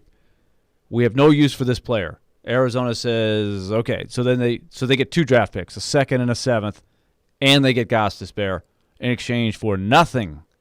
Nothing. Nada. Why would Carolina trade away Nedeljkovic? Now that's the question of the day. Yeah, I don't know. Why? There's I the don't first get that. question for Elliott, I think. What am I missing? He was outstanding. They also, correct me if I'm wrong, the other goalies are not under contract. Mrazek and Reimer. I don't think so. They have to sign one of those guys, don't they? I guess They just got Bernier back. But Is Bernier is not a starter. He's a backup. Is he under contract? I thought he was a free agent. Let's see. Let me look. But yeah, because you can't mentioned be. it, that there were some trades. Now the trade freeze has The been freeze lifted, is so, up. Yeah. The freeze is unfrozen. Nedeljkovic has already signed a 2-year deal with Detroit. So this has been in the works. Yeah, What did he get? Bernier is a UFA. So they just traded for a UFA. Yeah, they just traded his rights. So who's playing goalie for Carolina? They have all these aren't Reimer and Mrazek free agents? What did Nedeljkovic get per? Take a guess. 2-year deal. $10 million for 2 years. Yes, Nope. both are UFAs. So right now, for the next few days, Carolina has the exclusive rights to 3 veteran free agent goalies: Mrazek, Reimer, and Bernier. Mm-hmm. Bernier, to me, if you can't tell me he's your starter. If he's your backup, that's a pretty good backup. But that's a very interesting strategy because there's other goalies out there too. But I thought they valued Nedeljkovic. Nedeljkovic signs a 2-year deal for $3 million each, $3 million per year. Ooh, wow. After being he was the best rookie goalie in the league last year, albeit for a great team. Was he good against the Predators in the playoffs? Yeah, he was good. Predators got their share of goals. The Predators didn't lose the series because they couldn't score. Nedeljkovic played well. But Carolina, I think, has determined that Nedeljkovic is not a long-term franchise goalie, which is really interesting. Wow. His numbers were lights out. He's last 25 years old. year. Yeah. Man. 2 years, $3 million per year was too rich for Carolina to invest in? No kidding. That's not worth it? I'm very perplexed on that move. Pierre LeBrun says Canes didn't want to go to arbitration with Nedeljkovic. They tried to re-sign him but couldn't get a deal done. But, okay, let's say you go to arbitration, It couldn't have been worth 2 years for $3 million Yeah. a year? I don't know. That's not breaking the bank. I don't get that either. That is crazy. But you can't say that Carolina doesn't know what they're doing because they have a heck of a team. Well, they better get a true number one. If they're going to keep doing, three options, hasn't it already proved? I don't think that's going to work. I mean, don't you need That's not a Stanley Cup winning group of 3 goalies. Right. That's what I'm saying. Don't you They have must to have their have eyes the on guy? somebody else. They must have their eyes on somebody else that they think they can get. But I'm sure they wouldn't be tampering and calling agents and figuring out Yeah, that on never some happens. of these. I'm sure that's not happening. Did you guys see the Oilers also re-upped Mike Smith for 2 years? Yeah, we talked about that yesterday. That was in the works yesterday. Okay. And 2 years for Mike Smith, who's 39. Mm-hmm. Yep. He will be. I think he's already 39. He is 39. Whoa. Yeah, already 39. Yes, sir. He didn't Wheels get much have- money. The wheels I mean, are turning. He got like 2 per, something like that. Yeah, It he's wasn't not a ton of expensive. money. So you would still have the budget. I think they still, under contract, have Koskinen, the guy that they signed out of the KHL that has busted since they signed him to a 3-year deal. I think they have to, if they can get him off the books, they could still have room to go get another guy. I think they're trying to avoid having to buy him out, but I think they're going to have to buy him out. A name that I think we were talking about this off air, Willie, but Alec Martinez with the Golden Knights is mulling an offer from them. They've given him an offer to re-sign. So Pierre LeBrun and Jesse Granger putting that out. There's also an article out of St. Louis with the doctor that did the third surgery on Tarasenko. Basically, a piece to try to send the signals out to the league. This was a favor done. I mean, it's good reporting, but it's also the Blues probably like this. They're trying to pump up his stock. They say his shoulder's good. They had the doctor extensive quotes. It's stable. He went into some detail of what the problem was before. It was unstable even after 2 surgeries. Are they going to get anything for Tarasenko? He's out there. He is not going back to the Blues. I think they're going to have to eat money. I think so too. If somebody said, I'll eat some money, I might be interested. 2 years? Yeah. What would be the number 5? If you could get that number down to 5 from whatever it is, 7 point something. What am I giving up, though? Remember, Gostisbehere just got given away for nothing. Right. No. Listen, they Plus got 2 draft picks. I was gonna say plus 2 draft picks, Plus 2 draft picks. a second A round second draft rounder. pick, second round and a But they seventh didn't. round But draft pick. they took the whole They contract. took the whole contract. And Philadelphia got nothing, but the contract was erased. That's it.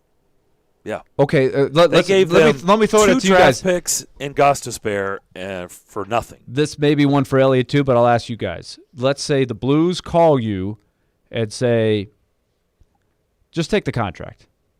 Just take the contract. We can't. Tarasenko doesn't want to play here. We got to get this off the books. We have other guys we want to sign. You take him for nothing. Would you take him at 7 point something for 2 years? I would then say, would you take him for nothing? And then say Duchesne.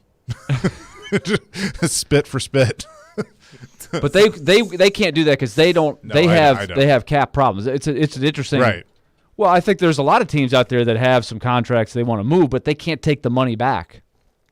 They're trying to get rid of money. All seriousness, if they had been able to move Duchesne or Johansson, yes, I'd do it.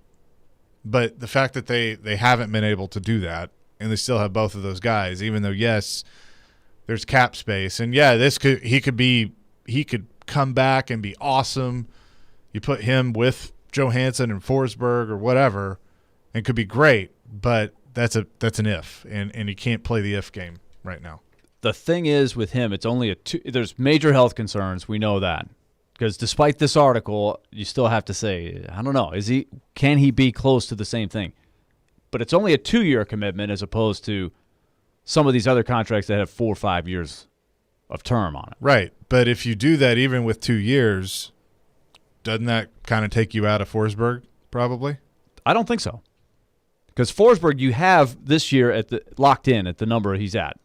So you'd only have 1 year of True. Forsberg's new contract plus the last year of Tarasenko's contract. I think you could maybe make the math work there. EJ Radick tweeting out that he had heard that Nedeljkovic, Carolina offered him $1.5 million. Carolina is low ball. They are low line, hard line, low ballers. $1.5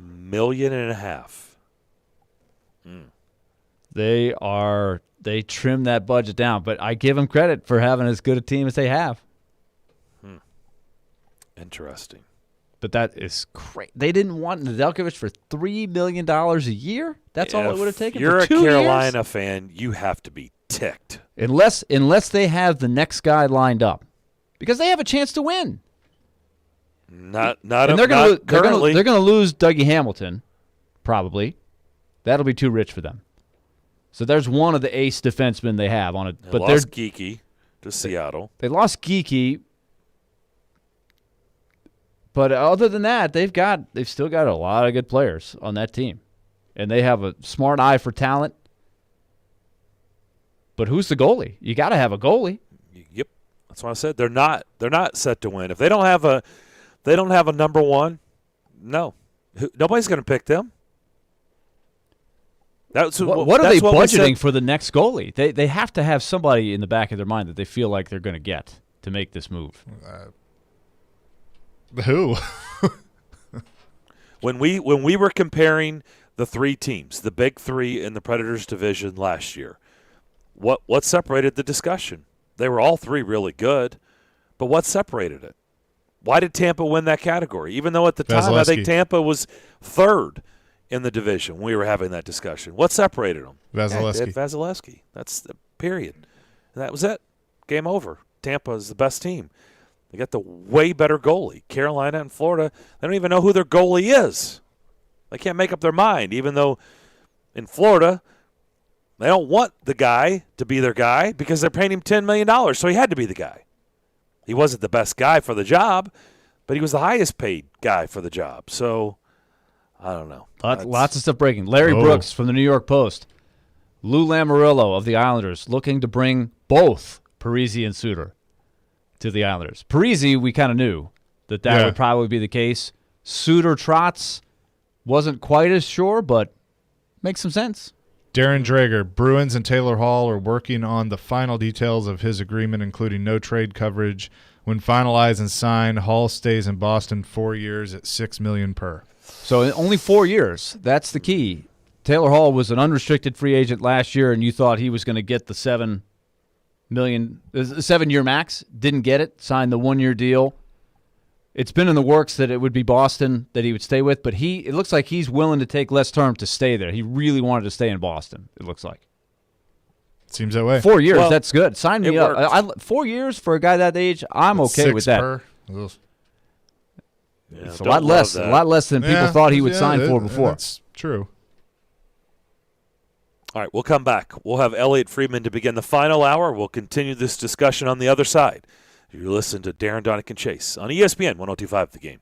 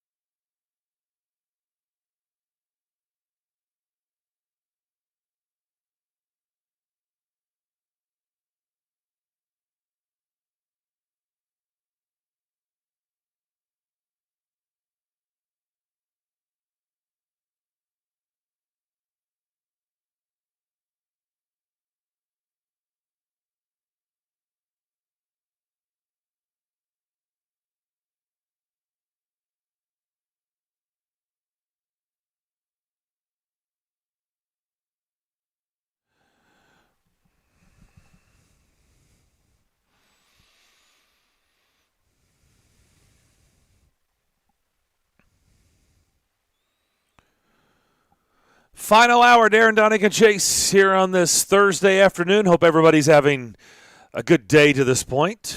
Let's bring in our man, Elliot Friedman from Sportsnet. 32 Thoughts. He now joins us. Elliot, lots of news breaking, lots of stuff going on in the hockey world. Let's start with one that we are sitting here scratching our head at. Why in the world would Carolina let Nedeljkovic out the door over $3 million per year for 2 years to Detroit? Are you perplexed about that deal, or give us your thoughts? Well, I knew that Carolina felt that they were having some trouble signing him. And basically what happened was Nedeljkovic had a big end of the year, really did well for Carolina, was their starter in the playoffs. But they were always having trouble getting an extension done. And they were always having issues doing that. And it got to a point where, as Nedeljkovic got better and had a better year, he started asking a bit more, which is sometimes what happens. And it got out before it got out to a point where Carolina was like, this is much more than we're willing to pay. He was arbitration eligible, and they felt his arbitration award was going to be too high for what they felt his value was. Thomas Dundon, the owner of the Hurricanes, he's the kind of guy who believes you have a value, and I'm going to this point on the value, and I'm not going above that. And he felt that Nedeljkovic was going to go over. Now, I'm wondering here if it's a situation where because he's in a different spot, he felt that he could take a different offer, or he agreed not to go to arbitration and he took the 2-year offer. But it just looks to me like right now that Carolina didn't like what he could get in arbitration, and they were thinking of not qualifying him. What do you think they were offering him? If he's going to get $3 million per year in Detroit, were they offering like half of that? What do you think they were offering? I bet you they were probably offering about 2 or 2.5, Carolina. And also the other thing I wonder about was term. Like in arbitration, he was going to get a pretty good number. Like there aren't a lot of goaltenders. There aren't a lot of goaltenders who've gone through arbitration before. So there's not a lot of comparables, but one of the ones I was kind of looking at was Thatcher Demko from Vancouver. If you look at the 5-year deal he just signed, his years that are about the comparable age as Nedeljkovic and not being an unrestricted free agent, his numbers were about 3.5. And I just think that was going to be the target for Nedeljkovic, and I just don't think Carolina felt they were willing to go that. So Gostisbehere now gets shipped into the Predators division. Did they say pretty please? I mean, Philadelphia, they gave second-round pick, a 7th-round pick, and Arizona obviously has to eat that contract. But, boy, it is really clear Philadelphia was dying for somebody to pretty please take this contract off our hands. I think that I don't know. Like, is that – sorry, run that by me again. I just want to make sure I heard what you said correct. Philadelphia gave him a 2nd-round pick, a 7th-round pick, and Gostisbehere, and for nothing. Obviously, they got nothing in return, but they get to shed that contract. So Michael Corleone, my offer is nothing. Well, that's the second time Arizona has done that in a week, right? Yeah, they did it with Andrew Ladd from the Islanders, and that's kind of what they do. Is they say, look, we need draft picks. They don't have a lot of picks. Plus, they got punished with some for the testing of players illegally. So they're looking to do whatever they can for draft picks. The other thing, too, is if you look at Arizona's roster, they've only got, I think, 2 or 3 defensemen signed for this year. So there were teams going to them saying, what do we have to do to get – like they were talking to Florida about Anton Stralman. Florida wants to move Stralman. So they were talking about this kind of move. If we trade Stralman to you, what do we have to do to incentivize you? And this is exactly what happened with Gostisbehere. Philadelphia wanted to clear cap room, and Gostisbehere also needed a new start. He was on waivers at one point last year. He'd fallen out of favor with the team, and so Philly just says, what do we have to do? And it cost them those 2 picks. And that's one thing that Arizona's done is they've added a ton of draft picks. Yeah, no doubt about it. So do you like the Taylor Hall in Boston move? I think it's good for him. It's good for him. They've been working on it for a little bit. I think there were some other teams that were definitely interested in Hall, but I think he basically said, this is where I want to stay. And at the end of the day, that he's played for a lot of teams that weren't very good. He's going to play for a good organization here for at least the next 4 years. And I just think it's in a situation he needs to be in a place where he can win. And this is going to be an opportunity for him this year. I think it's a really smart place for him to go and stay. And it's probably not the biggest contract he could have gotten, but it's the smartest place for him to go.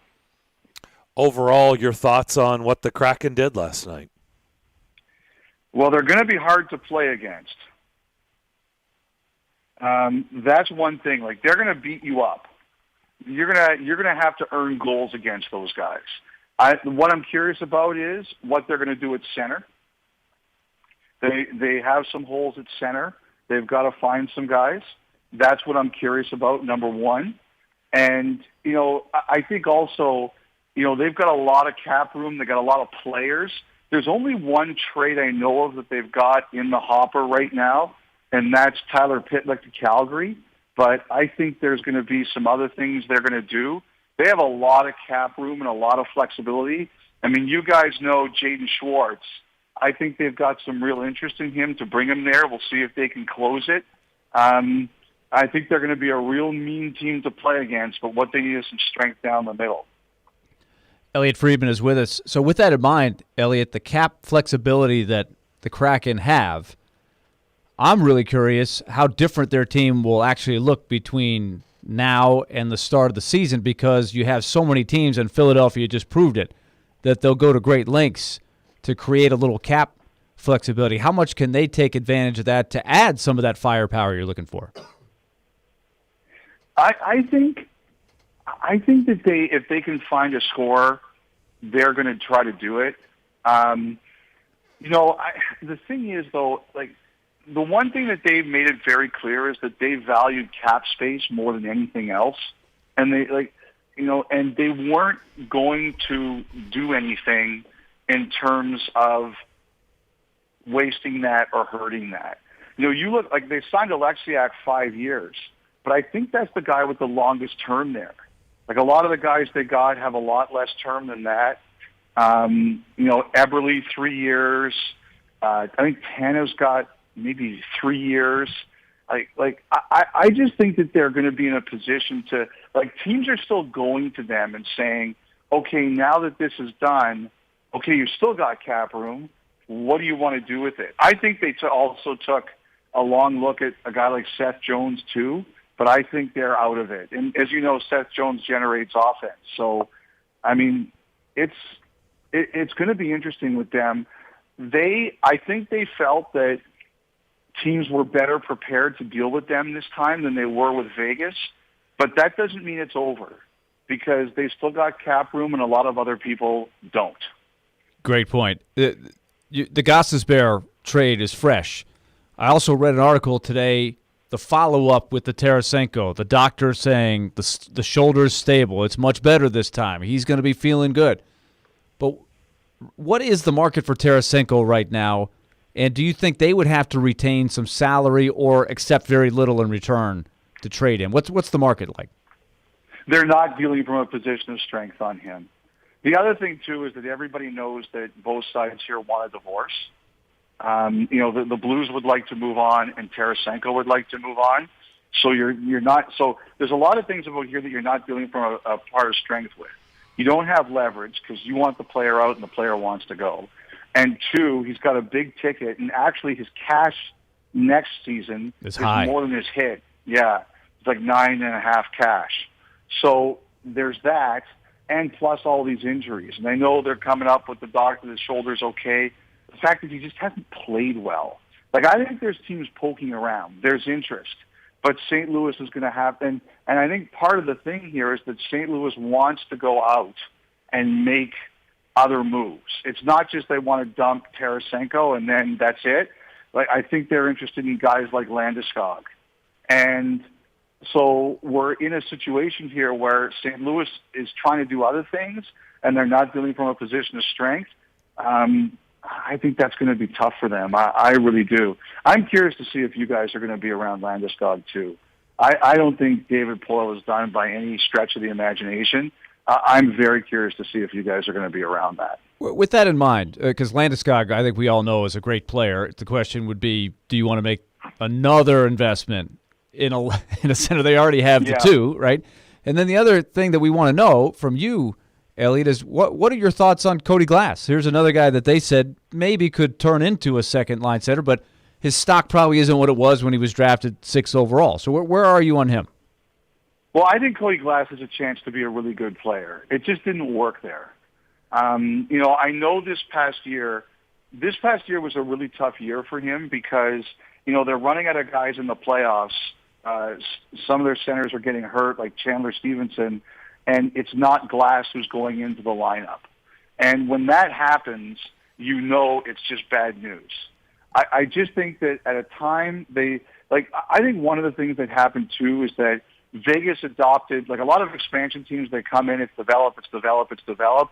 Vegas became very win now. And I think because of their early success, I think sometimes when you're a young player, it's difficult to be in that environment because there's less tolerance for mistakes. There's less room for development, things like that. And, I think that kind of happened with him a little bit. I think the feeling was, we got to win. We can't always wait for this young guy to develop into the role.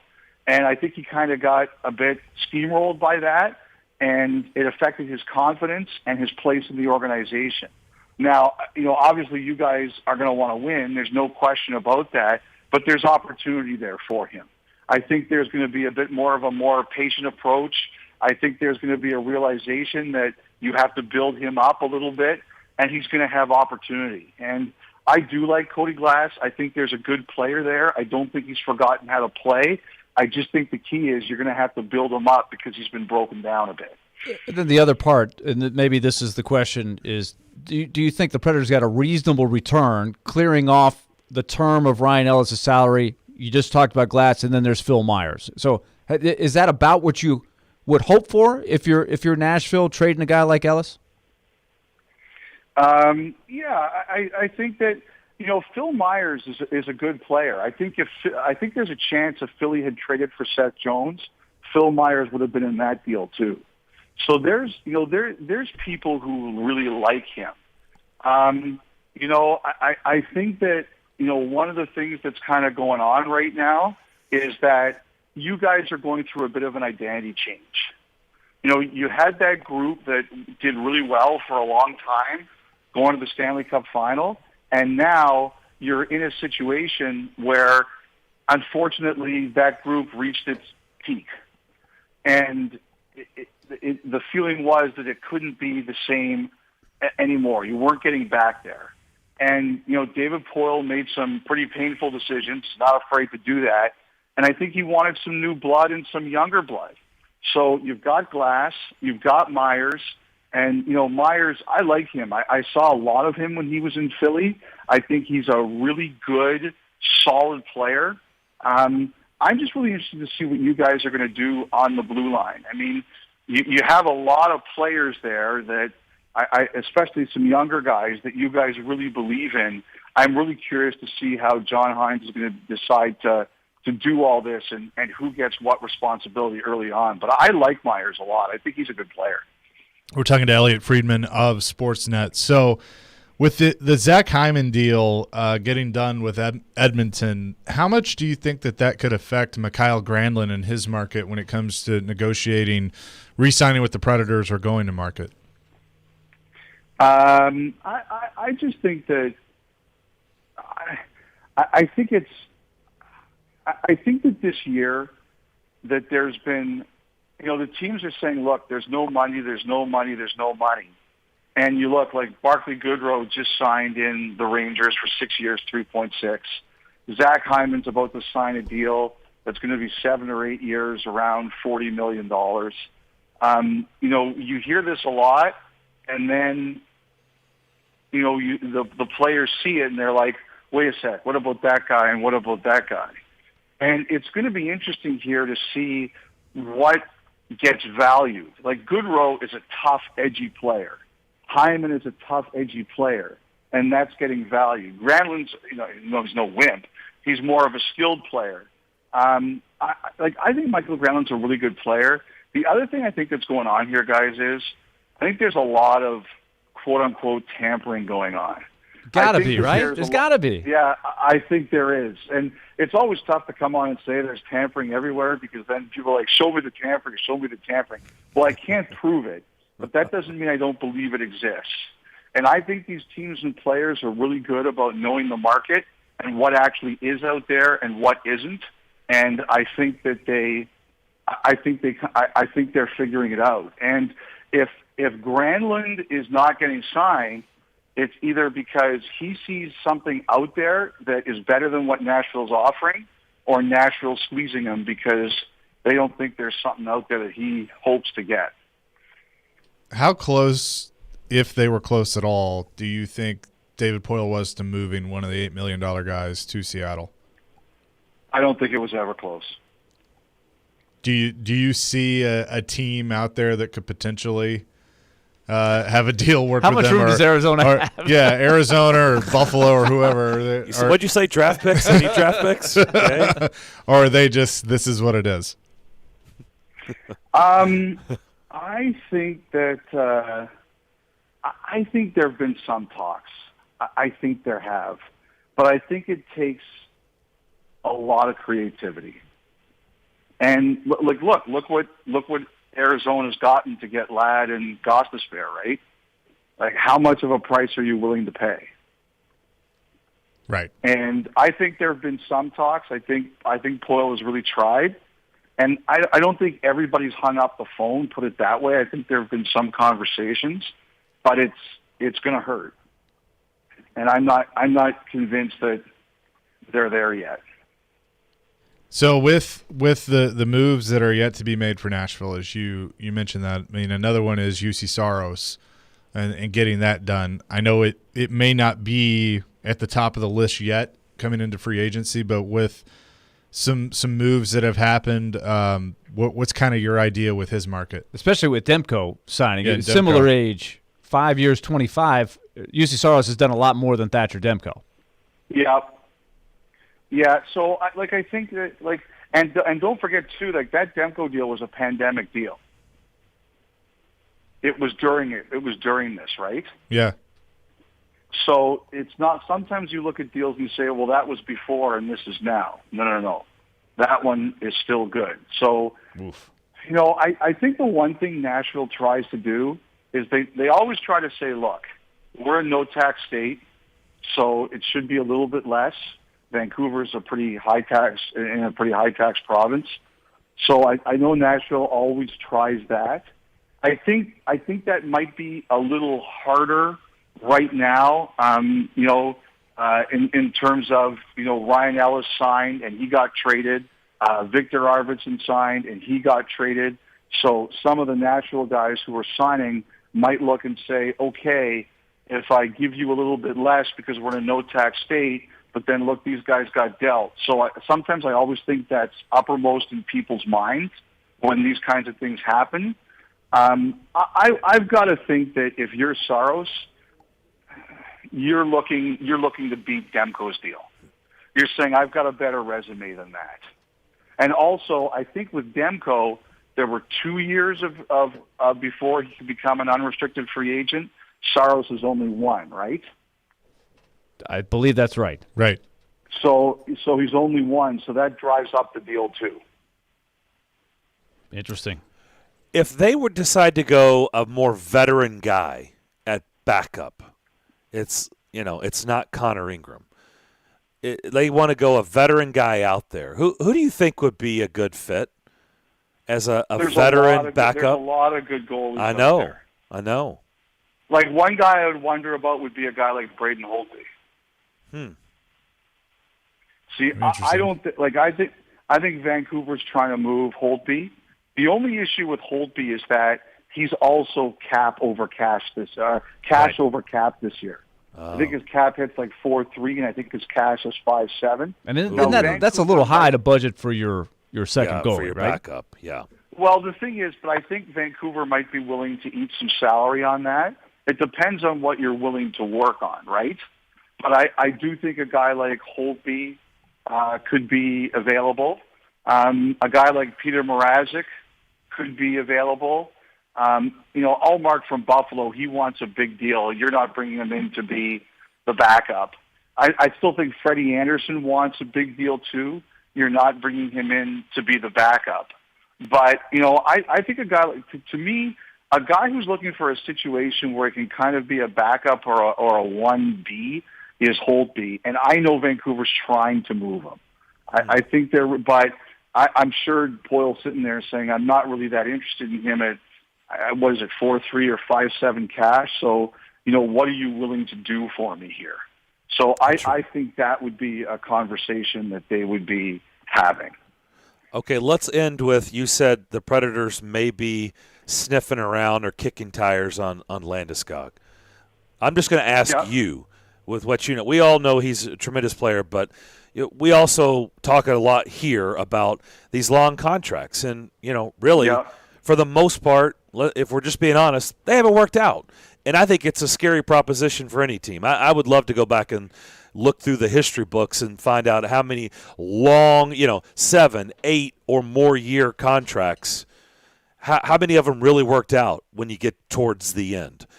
But if it was 7 years, would you sign Landeskog for a 7-year contract at, I don't know what number you're going to throw out? Well, would you do that? It would be I think it would be a big number. That's one. I like Landeskog a lot. I really do. I think he's got a great reputation around the league. He's the captain there for a reason. Like Nathan McKinnon is a really intense, driven guy, and he's a very intense guy around their room. And I think Landeskog does a really good job of helping manage that, which is really important. Your captain kind of has to be a buffer between players and coaches and each other sometimes. I think they haven't broken through, but they've been a very good team in the last few years, and he's a key part of that. I think the thing is that you guys are trying to, I understand the risk. I really do, because of those other long-term deals you have. I think that what you're trying to do is you're definitely trying to change the mindset and culture of your group, right? And, but the one thing is, if you bring him in, it's going to be tough to keep Forsberg. So I think you kind of weigh that at the same time. If I'm doing that, unless you can move a Duchesne or a Johansson, unless you can do that, you're probably thinking, okay, we're going to make more changes if we're bringing that guy in. I just look at the changes you guys are making, and you're trying to change the outlook and the mindset of your group. He does that, and he's a good player. But I understand two concerns. Number one, the long-term deal, and number two, unless you're moving another deal out, it would probably be a challenge to sign some of the guys you got to sign. Yeah, good points. Great stuff as always. There'll be a draft, and free agency will be underway next week when we talk. So we'll have plenty to go over. So thanks for doing this as always. All right, guys. Have a great week. You do the same. Elliot Friedman from Sportsnet. Also check out his podcast. Really good deal. It's fantastic work. Always chock full of stuff. 32 Thoughts, because there are now 32 teams as Seattle Kraken has unveiled their roster to everybody, and they already have made a move. Tyler Pitlick to Calgary for a 4th-round pick. So one of the guys that they took last night has already been sent elsewhere for a draft pick, which begins tomorrow night. We'll come back. More on the other side. But first, Willie, you've got a word about Lone Pronto. All right. Let me tell you about Lone Pronto. two things that they want to emphasize to you. Your house values are very, very high, highest of the year. The mortgage rates are the lowest of the year. Those two things combined mean opportunity for you, and Loan Pronto wants to help you with that because they've got the zero-cost refi. It's fantastic what they've been doing for people throughout these last few months, certainly since they've been coming on the air with us. It is a great combination. They have got such a new breakthrough. They get this done for you in days. They don't do what has been the process before in the older days when you wanted to refinance your home. It used to take a long time, a lot of paperwork, all of that stuff. That's no longer the case. So take advantage of what Loan Pronto has to offer you right now. The zero-cost refi. Get some cash out to pay off credit cards with a home equity loan. Lower that monthly payment on your mortgage. Skip the next couple of payments.